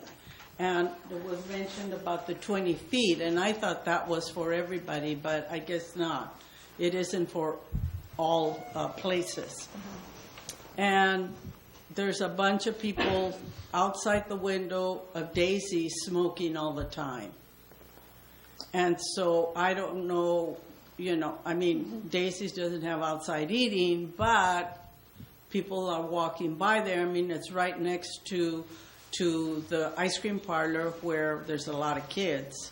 And I mean, secondhand smoke is bad for everybody, not just kids. But anyway, so I think that maybe looking at this ordinance with a little bit more clarification of the outside eating, non-smoking, I think would be helpful. Because if I'm at Vertigo's and somebody on the other side of the fence is smoking, I'm not going to be happy about that. I was happy having to walk by her. But anyway, I think that needs to be kind of looked at. Thank you. Thank you, Rachel. Anyone else? I don't have any more cards. I don't have a card, but I'd like to speak on behalf. I just have a quick question. Sorry, Jackie Morse, Lopez, 46 Mission Street. I also, too, was skimming the ordinance, and I actually made a comment because this came up on our local What's Going On in San Juan Bautista Facebook page. And I thought it was very interesting because I am a healthcare provider, but I also felt like we have an ordinance.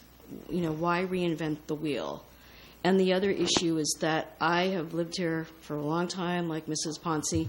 I've eaten at Jardines, I've eaten at Doña Esther's, which both have outside dining areas, and I have never once had anyone light up a cigarette while I was eating dinner.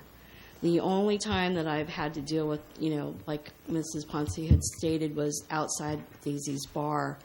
I think we really have to look at our ordinance. I understand the public health awareness of it. The other thing is that, we are a historic town.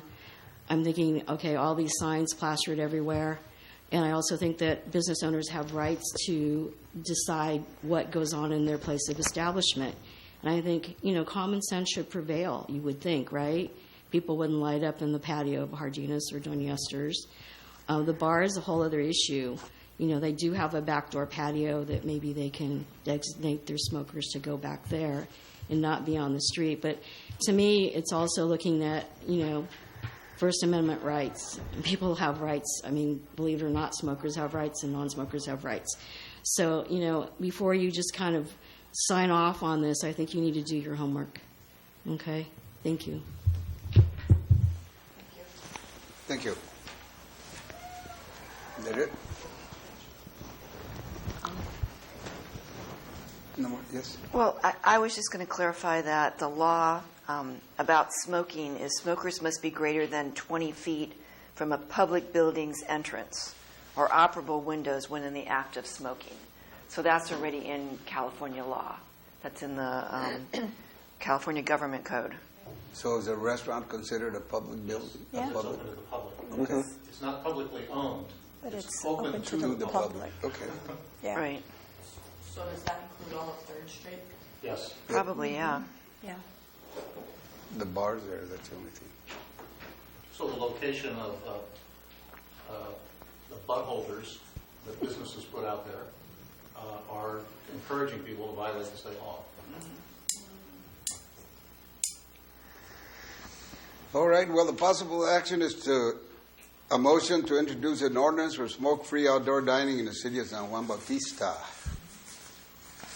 So the chair will entertain a motion to introduce an ordinance, not pass it, just introduce it. I make a motion to introduce an ordinance for non-smoking. Do we have a second? I second it. I also would like to add, though, that we do need to have revisit the ordinance as a whole. Right. Okay. Any other comments? Call for the question. All in favor? Aye. Aye. Opposed? Motion carries. Thank you, people. Thank you. Thank you. Oh, come on, there goes our whole audience. I knew they were here for that. That's why. It's okay. The integrated waste people are still here. Okay, we got rid of that one. Now we go back to approve amendment to contract with Harris and Associates for engineering services through December 3rd, 2019. City Manager, give us a report on that. Mr. Mayor, members of the council, the city first entered into a contract with Harris and Associates in November of 2017, and then later amended it about 6 months later for a total not to exceed amount of $500,000. The funding for their services comes from fees from private development, where we review land development activity, or from the capital projects themselves. So there are not general taxpayer funds going toward these projects. Over the past year, the services of Harris and Associates have been used extensively to manage a series of capital projects and to review the land development projects. And it's now appropriate, we believe, to continue their work on, for example, designing the project at McElemy Street, and to finish up on some projects that they started with the construction inspection at Rancho Vista and Copperleaf, for example. So we're recommending that the contract, which now limits their total compensation to $500,000, be extended to $700,000, and that the term be extended through December of 2019. The funds are available from the people who pay fees, and the funds are available from the capital projects. But the contract was a limiting factor. So, will their fee go up every year the way it's been going up? It went up. It jumped up to $300,000 the first year, or it was 7 months, and then it jumped up to another $3,000, and now we're going up another $200,000. So it's not that their fee is going up. Their fee is established. The rate at which an individual engineer charges a particular project is established in the contract. The contract had a not-to-exceed limit of $300,000. So when we did the sludge removal, we did the City Hall roof, when we did they did some work on some of the water projects. All of those things add up to more than the $500,000 that's on the current limit. So we need to extend the limit. The rates are staying the same. So we're just asking them to do more projects for us. That's correct. And we're going to hang on to them because they're doing a good job. Yeah? Well, probably appropriate to tell you, and as you think about this, Harris has told us that as of July 1st, they'd like to transition away from some of these tasks, that they don't have sufficient staff to provide the level of support that the City of San Juan Bautista has asked for. I've asked them to continue on with, as I suggested, finishing the design for McElemy, the pavement management program, and for the construction inspection activity. The construction inspection activity is very critical, and unfortunately over the past 3 years it's been on, off, and now on again, and I don't want it to go off again. We need continuity because some of the things that have been designed and installed were designed and installed at a time when the inspections were pulled off the project. Inspectors were pulled off the project. We need to keep them on the project. But because they want to transition out, we have also sought engineering proposals from other engineering firms to see whether we can make sure there's good continuity. Any other discussion? So they're on until July, and they'd like to back off, but we want to keep them until December. For certain tasks, yes. So the thing they want to transition away from is the function of so-called city engineer, the go-to person that the city manager and the council goes to for advice on engineering issues. that's the part of the service they don't feel they can support after July the 1st. That's the kind of service that we've sought proposals for, so that there is there is no discontinuity in service. Okay. So are we looking at having an engineer look at those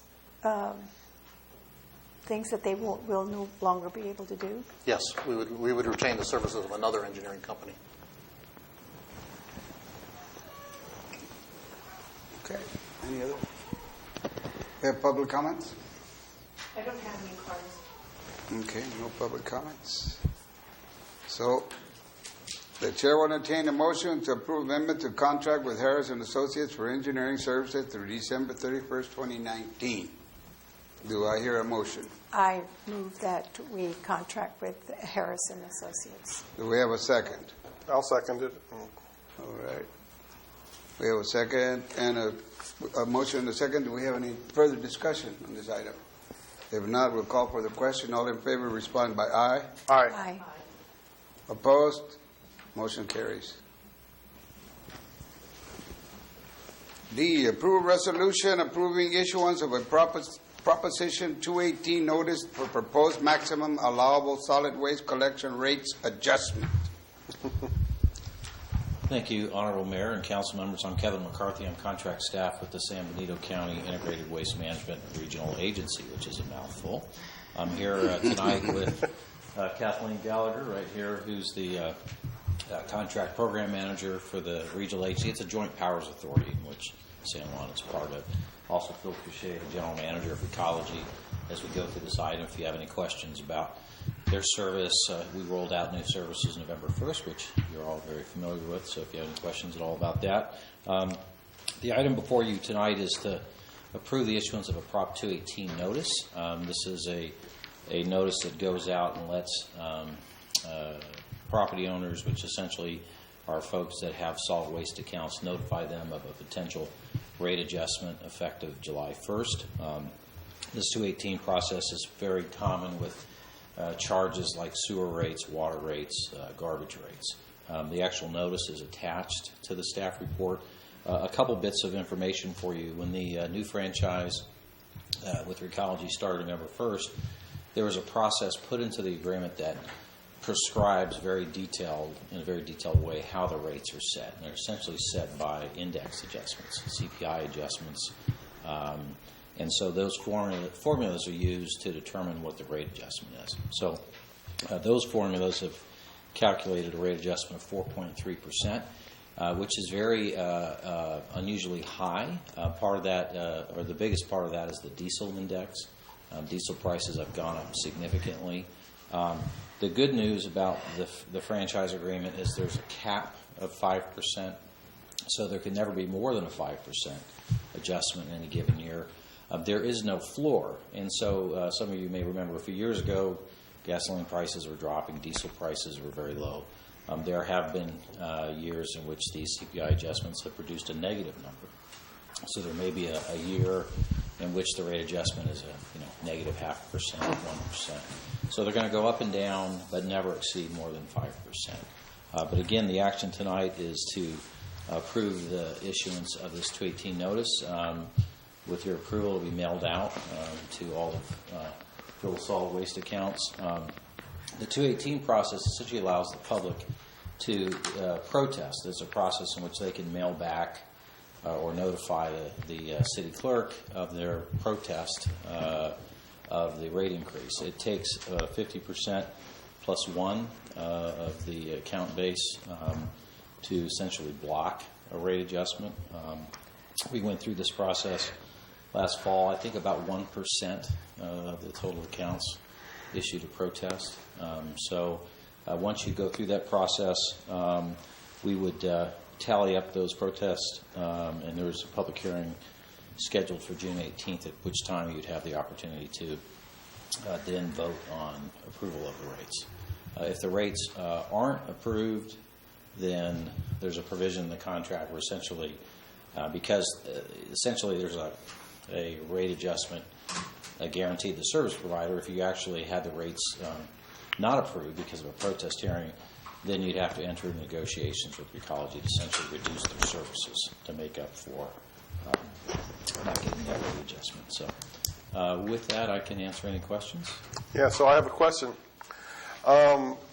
When we went through this contract a year and a half ago or whenever it was, part of the contract stated that Recology or whatever vendor, there was 4 vendors as I remember, whatever vendor won the contract had to transition the fleet of garbage trucks and recycle trucks.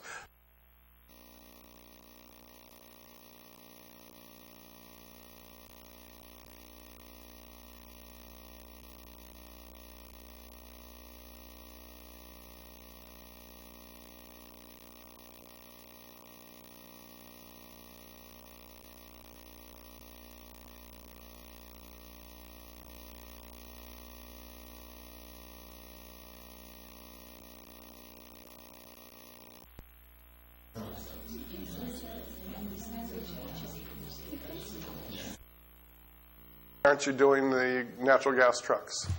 Well, a couple clarifications, and I'll have Phil Couchet come up.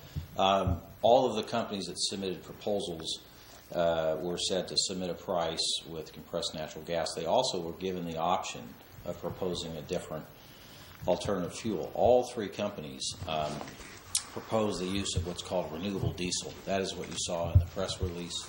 The final contract that was negotiated and signed with Recology was for a fleet or on a renewable diesel, which was slightly cheaper than the CNG fleet option.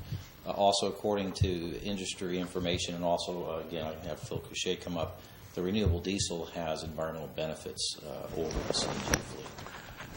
So if you want to know about those details, there's very detailed technical reports that back up that. I kind of worry about it because renewable diesel is basically old French fry oil, and I don't want it to get stuck in the motor there. Yeah, French fry. I'm not a chemist, and I can't tell you how that renewable diesel is made, but I would ask Phil to explain to you. It's not the traditional biodiesel. Truck goes down the road and smells like you just went to McDonald's. It's not that kind of. Well, that's what I thought it was. I'm sorry. Mr. Mayor, members of the council, Phil Couchet, General Manager of Recology. We actually did a study, Recology did a study on the comparison between compressed natural gas and renewable diesel, and it showed that in some cases, in some instances, renewable diesel is cleaner than compressed natural gas. As far as you're concerned about running trucks off of renewable diesel, we have been running our existing fleet off of renewable diesel since November. So they're interchangeable. Diesel and renewable are interchangeable in the vehicles. And on a positive note, we started receiving our new trucks a couple weeks ago. So over the next month, we will have the new fleet. All the trucks you see going down the road are going to be the new trucks. And so the new trucks are not compressed natural gas? They are not compressed natural gas. Okay. They run off of renewable diesel. Okay, and that was what was selected by the jurisdictions. I thought that the selection we made was for compressed natural gas, but I didn't read every last. That was an option. Okay. It was chosen because it was more expensive. Okay. So what is the new biodiesel? Because if it's not French fry oil, what is it? It's renewable diesel. Okay, renewable diesel. And it's vegetable oil. It's any kind of oils. I'm not an expert in renewable diesel and what it's made of, but it's not made from palm oil. There's no palm oil in it. It's not a petroleum product. Okay. There's no petroleum in it. So you're not a chemist. I'm not a chemist. I was going to wonder if the BTUs are equal, because the amount of... I can send you the report. The amount of BTUs in a gallon of diesel versus the amount of BTUs in a gallon of gasoline, diesel actually has quite a bit more, which is why they power big trucks. So I was just wondering if they're going to be equal in BTU value. That's all. The performance of the vehicles that we're running now is similar to the diesel. Okay. Thank you. Yeah, and I just wanted to add, we essentially said, here's the base, and we gave the people that run these trucks, that purchase these trucks, use them every day, the option to propose something else. We had been hearing about this renewable diesel. I personally had not had any experience with it, and all of the companies. There were 3 bids, but there was a consortium of companies involved in one of the bids. So there was probably 6 or 7 companies represented. So we had a really good representation of very smart people in the industry, and they were all saying, hey, you know what, we're getting better environmental results with this product. We're having less maintenance issues with our fleet. CNG has, those trucks are more expensive. The capital cost was higher. So it seemed all around a win. So sorry if I don't know where there might have been any miscommunication, but the selection committee of the 2 city executives, the county executive, and through the ad hoc, it ultimately was through that renewable diesel. But it was probably not, flashing lights on it. It was probably, buried in the staff report. So. Thank you. Thank you. I have a question here. So staff is now recommending that the revisions to the development impact fees be deferred until a comprehensive and legally defensible nexus study can be prepared. Where does that put us? That's on another agenda item, sir. Is it? So this resolution is just proposing it, right? This Proposition 218 notice? It's just for a notification. A price increase. So basically, like for just using me as an example, I have a 32-gallon cart, so my bill is going to go up $1.33 a month, and that's so we're billed every other month, so that means I'll pay $2.66 more per bill. Right. That's the bottom line. But this resolution is just calling for a notice. A notice. For them to send out a notice so that we can all go to a meeting, and if we choose to, we can sign a protest. Official protest, and if 50% plus one of our voting populace says we don't want these price increases, then we figure out what to do next. So this is just for an approval for a notice of public hearing. Okay. Do we have any other public comments? We should move forward.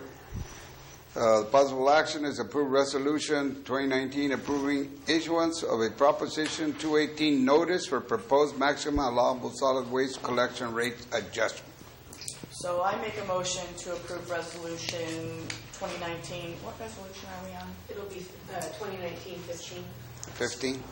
Okay. 2019-15, approving an issuance of Proposition 218 notice for proposed maximum allowable solid waste collection rates adjustment. Do we have a second? I will second. Any further discussion? If not, we call for the question. All in favor respond by aye. Aye. Aye. Opposed? Motion carries. Okay. Thank you. Thank you. Good night. Okay. Do we need a break? Consider declaring abatement of certain properties and noticing a public hearing. Fire Marshal Charlie Bedoya. Hello, Mr. Mayor, fellow council members. It's that time of year where we start our weed abatement process to dispose of all the overgrown lots that are in town. You do have an ordinance, so we're just mirroring our ordinance that in our process that we started over, or that we do over in Hollister. I can give you a quick timeline. And first of all, thank you very much to Delia, the executive assistant, and to Trish for getting all this work done. It's a long process, and there's a lot of work that entails it, and they're pushing forward through that, so they're doing a really good job with that. I want to tell them thank you for that. The first thing we're utilizing the SJB ordinance. We've identified the lots. Next year we'll identify them a month earlier, but this year we're doing it right now, which is it's fine. We had to move it up a little sooner in the prior years because everything dried out, but everything's still raining right now, so everything's still green. So we've identified the lots. We have 38 lots that are identified in the city. We got the letters out. I have some lists of the lots too. If you would like to see those too, I can give those to everybody. We're bringing the resolution here to abate the weeds for council tonight. After that, after we do get approval for it, we'll send out the letters because we do have them all assigned, so we should get the letters out by this week. After that, then we'll post the affidavits or the public letters letting them know that we are sending out these letters, and within a month it'll be brought back in May, where we'll bring it back the 17th, and we can have a hearing for the 21st if anyone has any objections about that, or anyone can say anything or plead their case with us. After that, the hearings, then we'll have the contractor move forward with abating the lots. So a lot of times the lot owners most of the time they'll get their stuff done, or they'll say, we'll just use your contractor, or our contractor will end up doing it. So it works pretty smooth. So after that's done and our contractor still goes out there, if we still go in compliance, the contractor will abate the weeds, and then we bring it back again, usually in June or July, to go collect the fees. So we go through that process through the assessor's office. We are hitting it hard, and we still have to hit some other Caltrans properties too, because those are items where we've got some serious fires. So do we have any questions about it? I'm just wondering the fee that they pay. Does each individual pay that $10,000, or is it shared? Okay, so that was a, and that's a little high because that's based off of Hollister's fee that they collect. So $10,000 is what the contractor charges, and that's for all the fees in Hollister. Okay. So there's a lot more lots that are over there in Hollister, and it runs about $10,000. So it'll run. We've never even done it here, so we don't know how many. But there is 38 lots that are here, and most of the people will get it. So it could be, if everyone abates it, he might not have any fees, or it could be up to. And I don't expect it over $10,000, but we do go after the fees to collect them, and then he works with Delia at our front office on that, collecting the fees. So there shouldn't be anything out of your pockets. Out of the Charlie, I wonder if I could ask the council's indulgence, ask a question. My experience in other communities is that the county will bid out a contract to do this work. In this case, perhaps Hollister has bid out the contract, and it has an hourly rate for disking or for mowing or for handwork, and then each lot has a different demand for the kind of work, and then you apply the hours times that rate plus an administrative fee. That gets assigned to the property owner. And we did go through the process. We hadn't bid it out before, and last year we did bid out the process, so we're utilizing this contractor that we do have. And it includes property lines, fence lines, and sidewalks. So they can do hand crews also. Thank you. Okay, thank you. Sorry, just a quick question. So why do you go through us? We already have an ordinance. Why do you just not Well, as your fire department, we're just pushing it forward. There's a lot of work that needs to be done, and we all work together, so we're just taking... It was thanks to Ed, hey, we have this. Can you make sure that you guys get this? Absolutely. Move forward. Fire prevention is our job. And absolutely. No, and I appreciate everything you do. Oh, no, absolutely. I lost a house in a fire. So, yeah, totally appreciate all that you do. My question is, you just don't go to my house and say, hey, I'm going to fine you because your grass is too high. Why are you coming here and saying, City Council, you... Because our ordinance requires that the council declare that the condition of weeds needs to be abated. You just want extra support from us. He has identified the properties. Understood. And he's asking the council for authorization to send letters saying, abate these weeds or we'll do it for you. Then when we come back a month from now, we'll report on who has fulfilled the obligation or who now must go to a lien to collect the fee. Yep. You just want We're doing it for SJB. We're not doing it for the City of Hollister. That's a separate process over there. So we're acting as your fire department to do it for the City of San Juan Bautista. We're not coming in as Hollister and saying we're going to go do this. And then there is other lots, too, that were kind of identified that were overgrown, but that could be done yearly through code enforcement. And we could assist with that and by sending some letters. stating your muni code that we do need to, and we'll probably have to do that too. Got it. And I have a quick question. It has nothing to do with the yards or anything. Do you do inspections of local businesses to make sure that they are in compliance with? Absolutely. We absolutely do. With schools, we finish up the schools.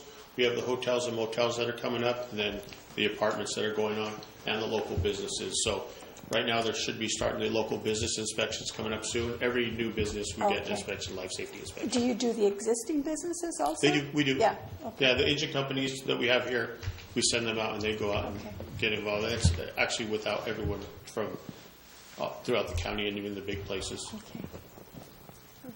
Thank you. Mm-hmm. Okay. Thank you, Charlie. Thank you. Thank you. Public comment. Do we have any? have any cards. No requests? Possible action, motion to adopt resolution 2019-XX, declaring the condition of certain properties to constitute a public nuisance, ordering the abatement of weeds thereon, and noticing a public hearing for the receipt of objections to the proposed amendment. Do I hear a motion? I'll make a motion to adopt Resolution 2019-16, declaring the condition of certain properties to constitute a public nuisance, ordering the abatement of weeds thereon, and noticing a public hearing of the receipt of objections proposed. Do we have a second? I'll second it.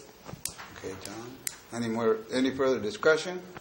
If not, we call for the question. All in favor, respond by aye. Aye. Opposed? Motion carries. G, adopt a surcharge for updating the general plan and elements of the general plan. Staff report by Associate Planner Kennedy. Good evening, Mr. Mayor, members of the council and staff. Once again, Todd Kennedy, your city planner. The item we have before you is a proposal set forth by staff to update our current planning fees. We're proposing 3%.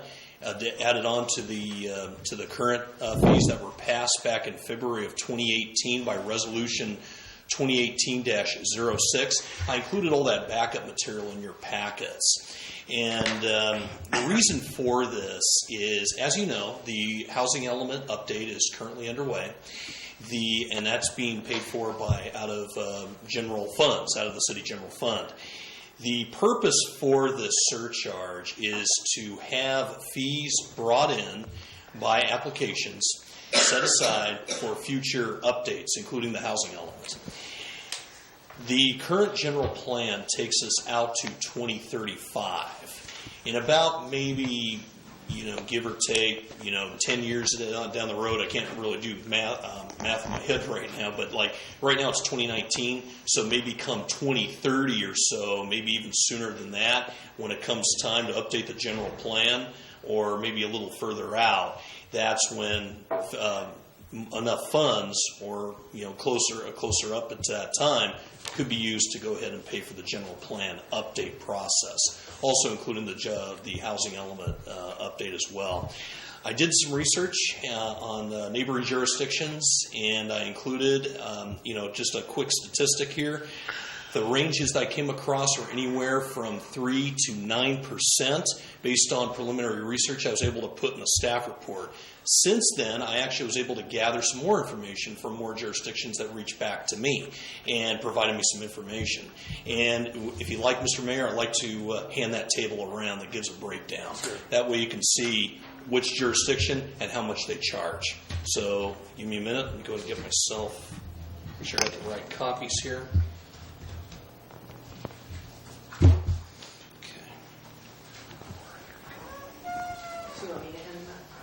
Here, it's fine. Oh, okay. I just wasn't sure. You can just give them. Thank you.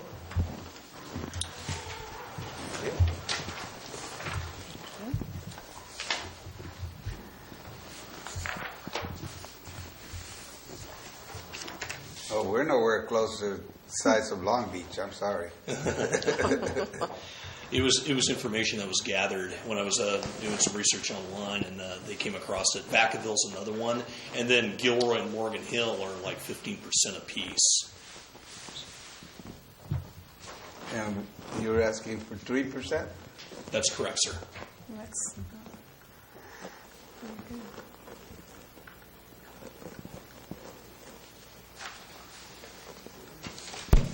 Okay, any questions? Discussions? I would up it to 5, but that's my discussion. You want to go to 5? Yeah. No, I don't see why not. Would that hurt, help, what? Well, if we had additional resources, it would help defray the costs of general plan updates, which will occur more frequently than 2030. But so we need to start setting aside money now for the general plan update. And specifically on that point, I think you can reasonably anticipate that the state's review of our housing element will require us to revise certain parts of our general plan, which will be costly. And those costs would currently be borne by the taxpayers when they could be borne by the people who apply for planning changes. Mm-hmm. Yeah. Well, 5% sounds good to me.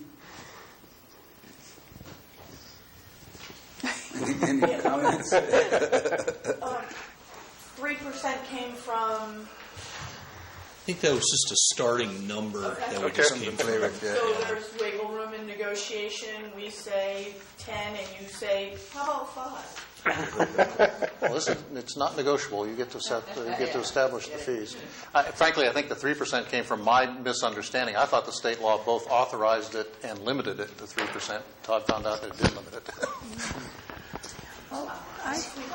So 5%. Go to 5%, Todd. So Morgan Hill's at 15, and Gilroy's at 15 also. So those are the two closest geographically, other than Hollister, which is flagging. Hollister doesn't have any? Yeah.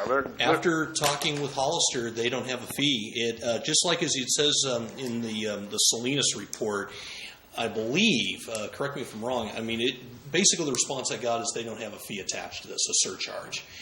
The way Salinas has it up or has their process set forth is impact fee and valuation of the work. So that's how they collect their funds on that, which is more building permit issuance. Mm-hmm.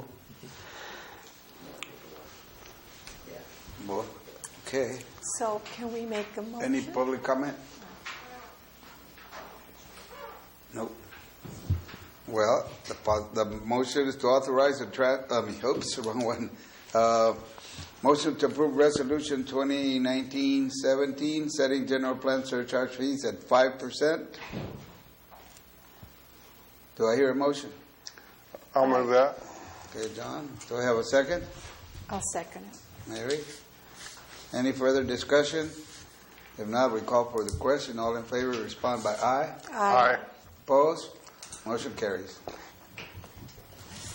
Since we don't have abstentions. Thank you, Todd. You're welcome. Thank you. Thank you for all. We got you more money. You got 2% higher than you expected. All right. H, approved transfer of $2 million into LAIF. City Manager, would you like to?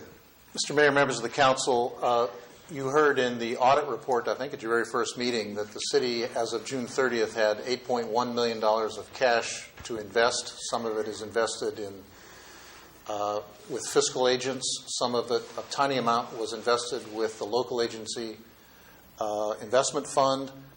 Most of it was in a checking account at Union Bank.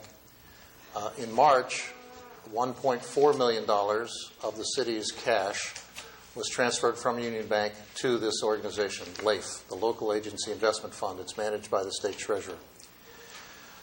Under your investment policy, which is required by state law for each council to adopt, you have appointed an investment advisory committee comprised of the mayor, the city treasurer, and the city manager. That committee has met and is recommending that an additional $2 million be transferred from Union Bank checking account into LAIF in order to earn interest. Current interest rates are about 2.4% as compared to nothing, what we're getting in the checking account. Mm-hmm. Yeah, the thing that really bothered me about this thing is that we have all this money in a checking account, which is giving us nothing, basically, maybe $700 interest for the year, However, we're paying $14,700 in fees. Yeah. Yes. It That's doesn't make any ridiculous. sense to me whatsoever. So I say let's do the $2 million. Part of me wants to say, let's make it $4 million in total, because the email you sent out a while back had all the other percentages of cities that do it, and most of them were around 60%. And $4 million is half of our 8. And that we would still be on the conservative side, less than 60%. That's something, if we want to talk about, we can talk about it. It's just an idea. And we have several opportunities to withdraw if we need it. Yes. 15. 15 Yeah. a month. A month. 15 transactions, including deposits and withdrawals. And you need 24-hour notice. But with this recommendation, it will be necessary for the city accountant and the city manager to be more mindful of our cash flow to ensure that we have enough cash on hand in our checking account to pay bills. If not, on 24-hour notice, we can move money from LAIF. I personally had recommended initially only an additional $1 million. I thought that would be like Ron Popeil, he could set it and forget it, but this will require a little bit more scrutiny and careful attention on our part. Is it doable? Yes. Doable? Yeah.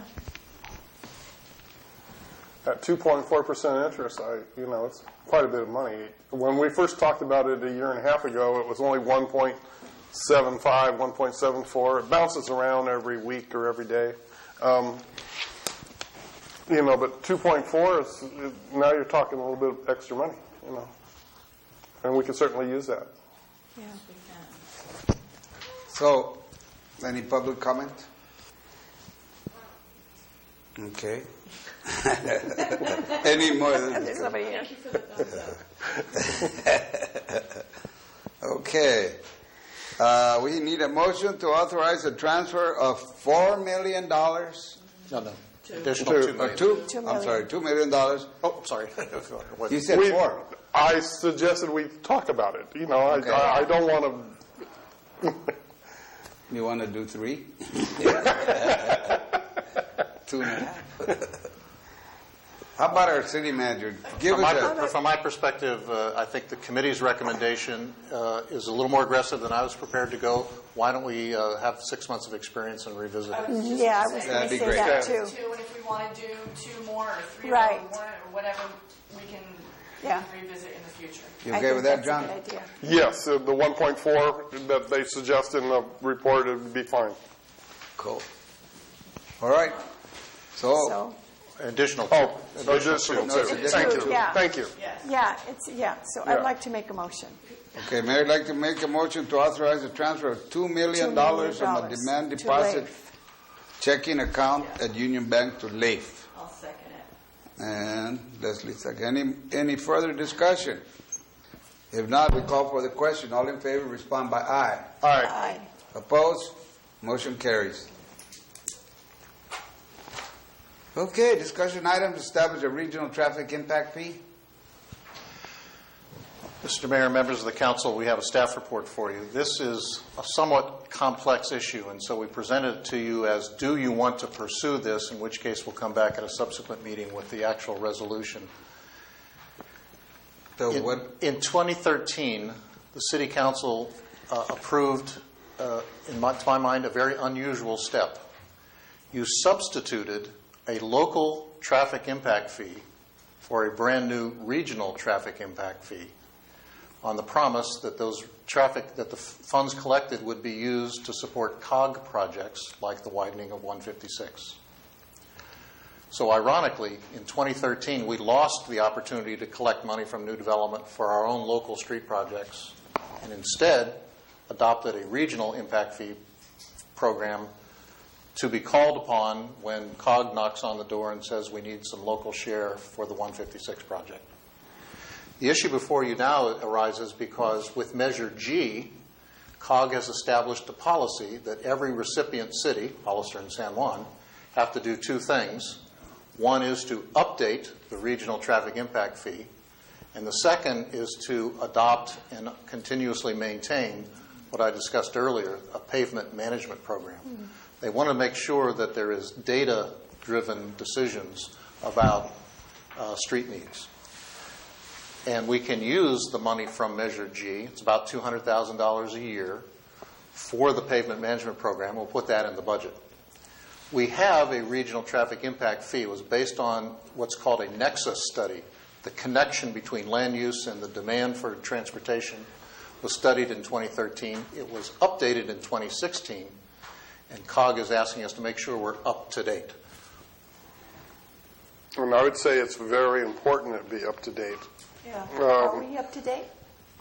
I don't think so, because just recently in the county, but it's going to affect us greatly, the Board of Supervisors is getting ready to okay a 1,084 housing development at San Juan Oaks with a 200-room hotel and an 84-bed acute memory care thing, whatever they call it. So that's going to be a lot of people within 4 miles of us, and that's going to affect our traffic. So the chart I just handed out, and we can make a copy available for the public if they're interested, shows the existing city rate that we talked about needs to be updated. That's on the far right-hand column. To take a single-family home as an example, right now in San Juan Bautista, a single-family home would pay $1,989.66 to help alleviate traffic problems on Highway 156. If we were to adopt the updated study, which was done in 2016, then indexed for inflation over the succeeding 2 years, the rate would be in the second from the right-hand column, or $2,429. So the rate would go from $1,989 to $2,429 if we adopt it. But at the present time, whether it be $1,989 or $2,429, that money's going to Mary, Stewart, and COG, right? Yes, and that to me is ironic. Mayor, earlier while you were fumbling through the agenda, you found a section from a report that we put in the packet from a year ago where we recommended that we update our impact fees and reestablish our local impact fee. We'll be recommending that again as part of the budget process. We need to collect funds for our own local needs, not just for 156. 156 is an obvious need, no question about it. But every new project in town has an impact on city streets. So why is the multifamily less than the single family? Based on the study, they have traffic generation factors for each type of land use, and they determined that a multifamily unit has less traffic generated than a single family. Okay. So people in apartments don't drive as much as people in houses. And merchants and vendors and contractors don't travel as much to them. Yes. So what action do we take on this? So what we're asking for is direction. Does the council wish to update it? And if so, then we'll come back at a succeeding meeting with the actual resolution adopting the fees. So my inclination is to update it with the money going to San Juan and not to COG. Okay? COG has their own money, and 156 is going to be mostly paid for by Caltrans. It also has a huge federal influx because it's a transit corridor. They're getting extra money from the federal government. So I think 156 will be covered unless Caltrans screws it up again. But yeah. That's a different story. So if I can, 2 responses. One, as a condition of receiving Measure G money, COG is requiring us to update it. If we don't update it, we don't get the $200,000 to spend. Secondly, getting a local traffic impact fee is important, but it too requires a nexus study that has not been yet conducted.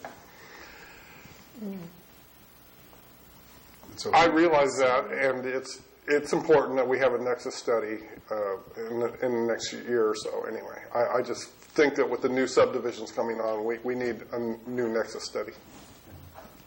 And it's my intention to put it in the recommended budget for you to consider. Nice. Fine. Okay. Do we need to? And we need to any action on update that? to get the money that we need. Yeah. Anyway, so yes. Update away. Okay. We're done with that. Dig once policy.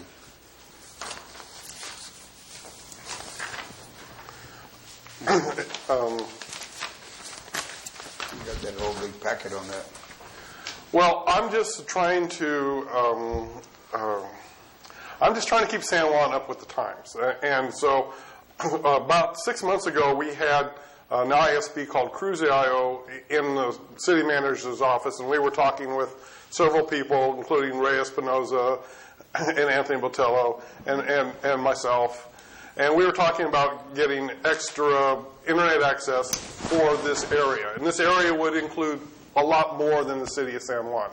Okay, it would include, out in the San Juan Valley where they have very poor internet access. Okay, people like Dale Koch and Pinnacle Farms and SEMA Seeds and all those places, all they spend half their day bitching about their internet service because it's just horrible.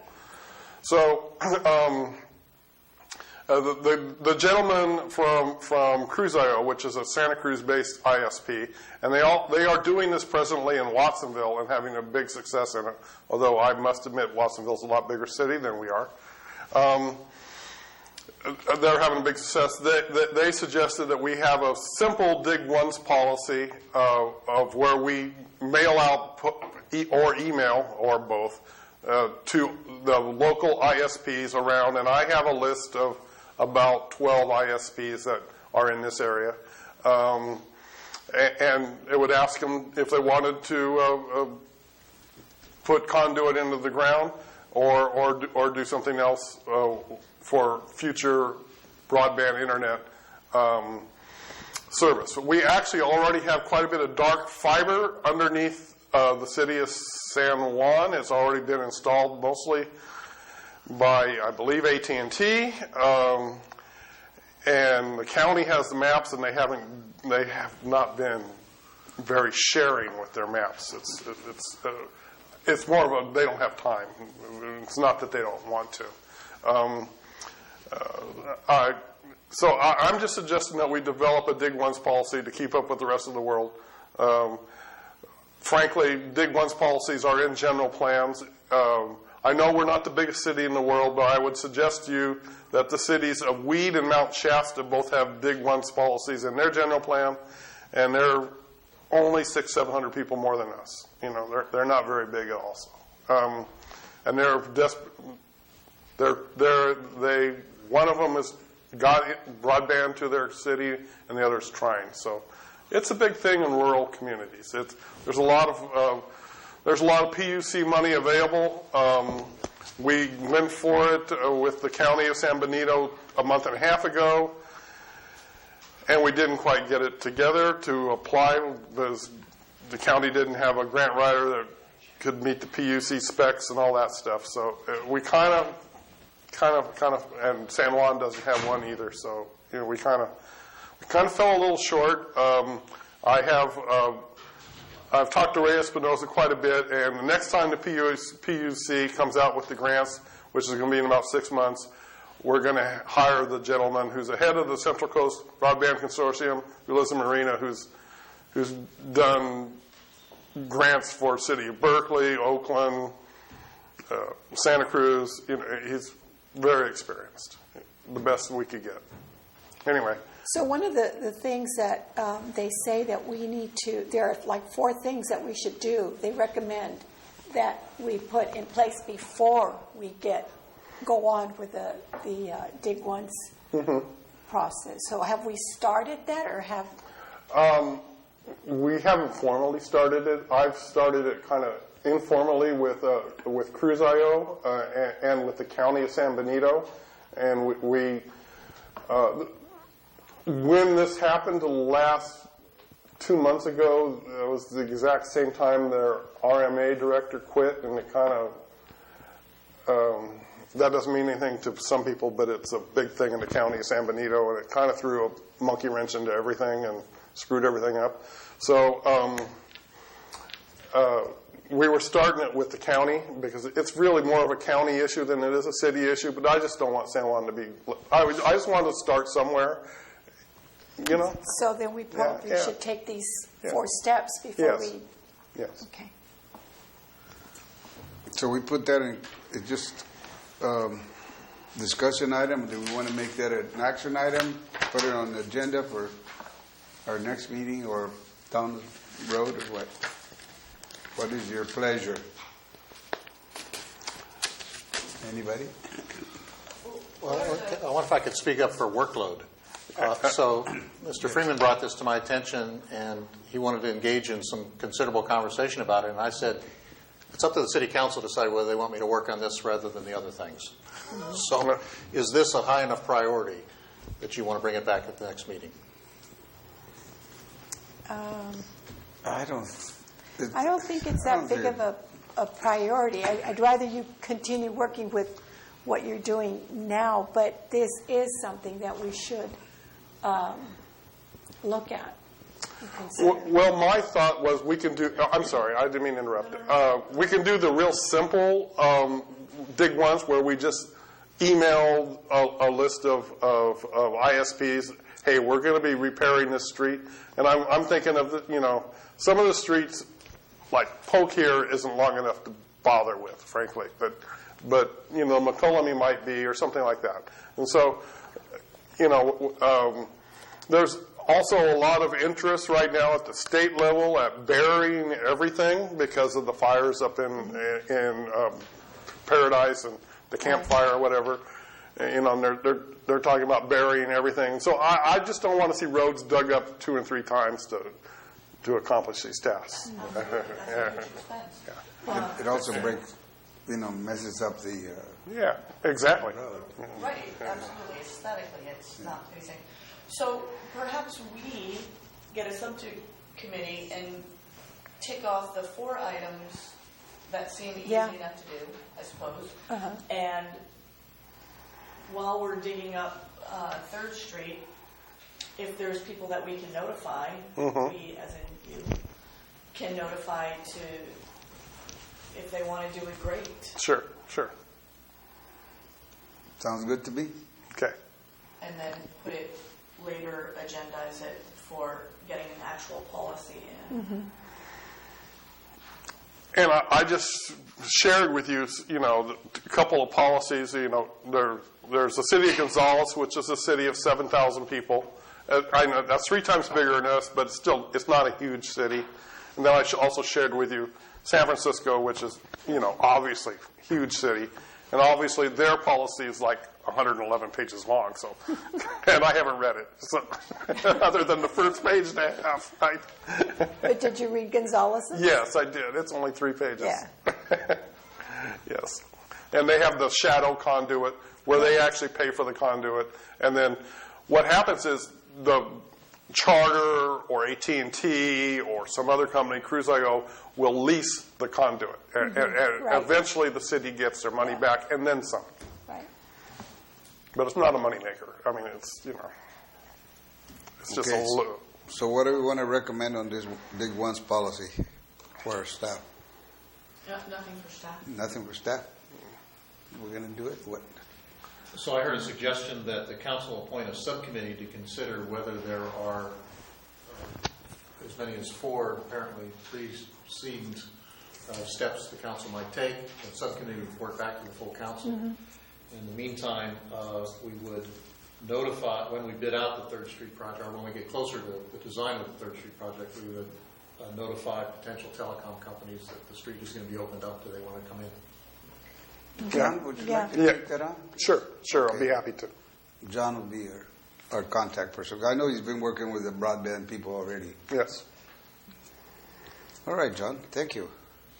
And the subcommittees, there's got to be a little help. Who else? I'll be on it. Okay, Mary and Leslie. No, that's too many. No? Too many? Don't worry. I forgot. Take your pick. Either one. John and Leslie?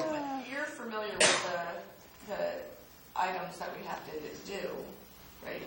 Well, I just read them off the report. Yeah. Yeah. Yeah. Okay, you guys choose. Okay. Rock, paper, scissors. I wasn't ready. Go ahead. You can take it. So the subcommittee will be John and Mary. Okay. Okay. That's fine. Okay. Peter, Paul, and Mary, Okay, comments, city council. I don't have any comments. City manager? City attorney? You didn't give her a chance. Okay, There, mister. what? Two things. One is the tabletops. I really want to keep that going. And second, I went to, with some other council members, the WELL conference, and it was phenomenal. It was a water education for Latino leaders, and it was really, really good. Really good. And I appreciate the opportunity to go. Yeah, there was a clarification on that people said, well, I'm not Latino, why should I be going to this? And the answer was, if you have Latinos working for you, you are a Latino leader. So it was not excluding everybody, but there was a lot of information. One of the things that I did find out from the city of Parlier, from the mayor, is that they had problems with the water meters. The new meters they put on required a smaller pipe, and they had the bigger pipes already in the ground, so they adapted them to it. And what it does, it keeps the meter running all the time. And that's what has happened to me, because I have a larger pipe and it's a smaller pipe, and the needle has been spinning. If all your taps are turned off in the house and you go and see your meter's running, you got a problem. Mm-hmm. You have a leak somewhere? Yep. I do. Yeah. It's under the driveway. Well, according to the mayor from Parlier, she's a Republican too. She goes, we're having that problem. So she had the manufacturers of the meters come out and they checked that out, and that's what they found out, was that the meters required a smaller pipe and they had a bigger pipe, so they got more pressure coming in and it's messing up the meters. So anyway, FYI, that was one of the things I found out in a while. Also, the drought is not over. The what? The drought. The drought. Yeah, the drought's not over. They had also something that I never thought of, is runoff water. You know? Stormwater, yeah. Stormwater. Actually putting it in That's why I made containers the and suggestion stuff. about permeable pavers. Yeah. Yeah. All right, well, we're going to go into a closed session here for public employee appointment for city manager. Right? It would be quite appropriate to ask if there any public comment on going into the closed session. Any public comments going to the closed session? No, thank you. Good meeting. Thank you, Jackie. Thank you, Jackie. Good evening. Glad you're here. Staying till the end? All right. The closed session is now in session.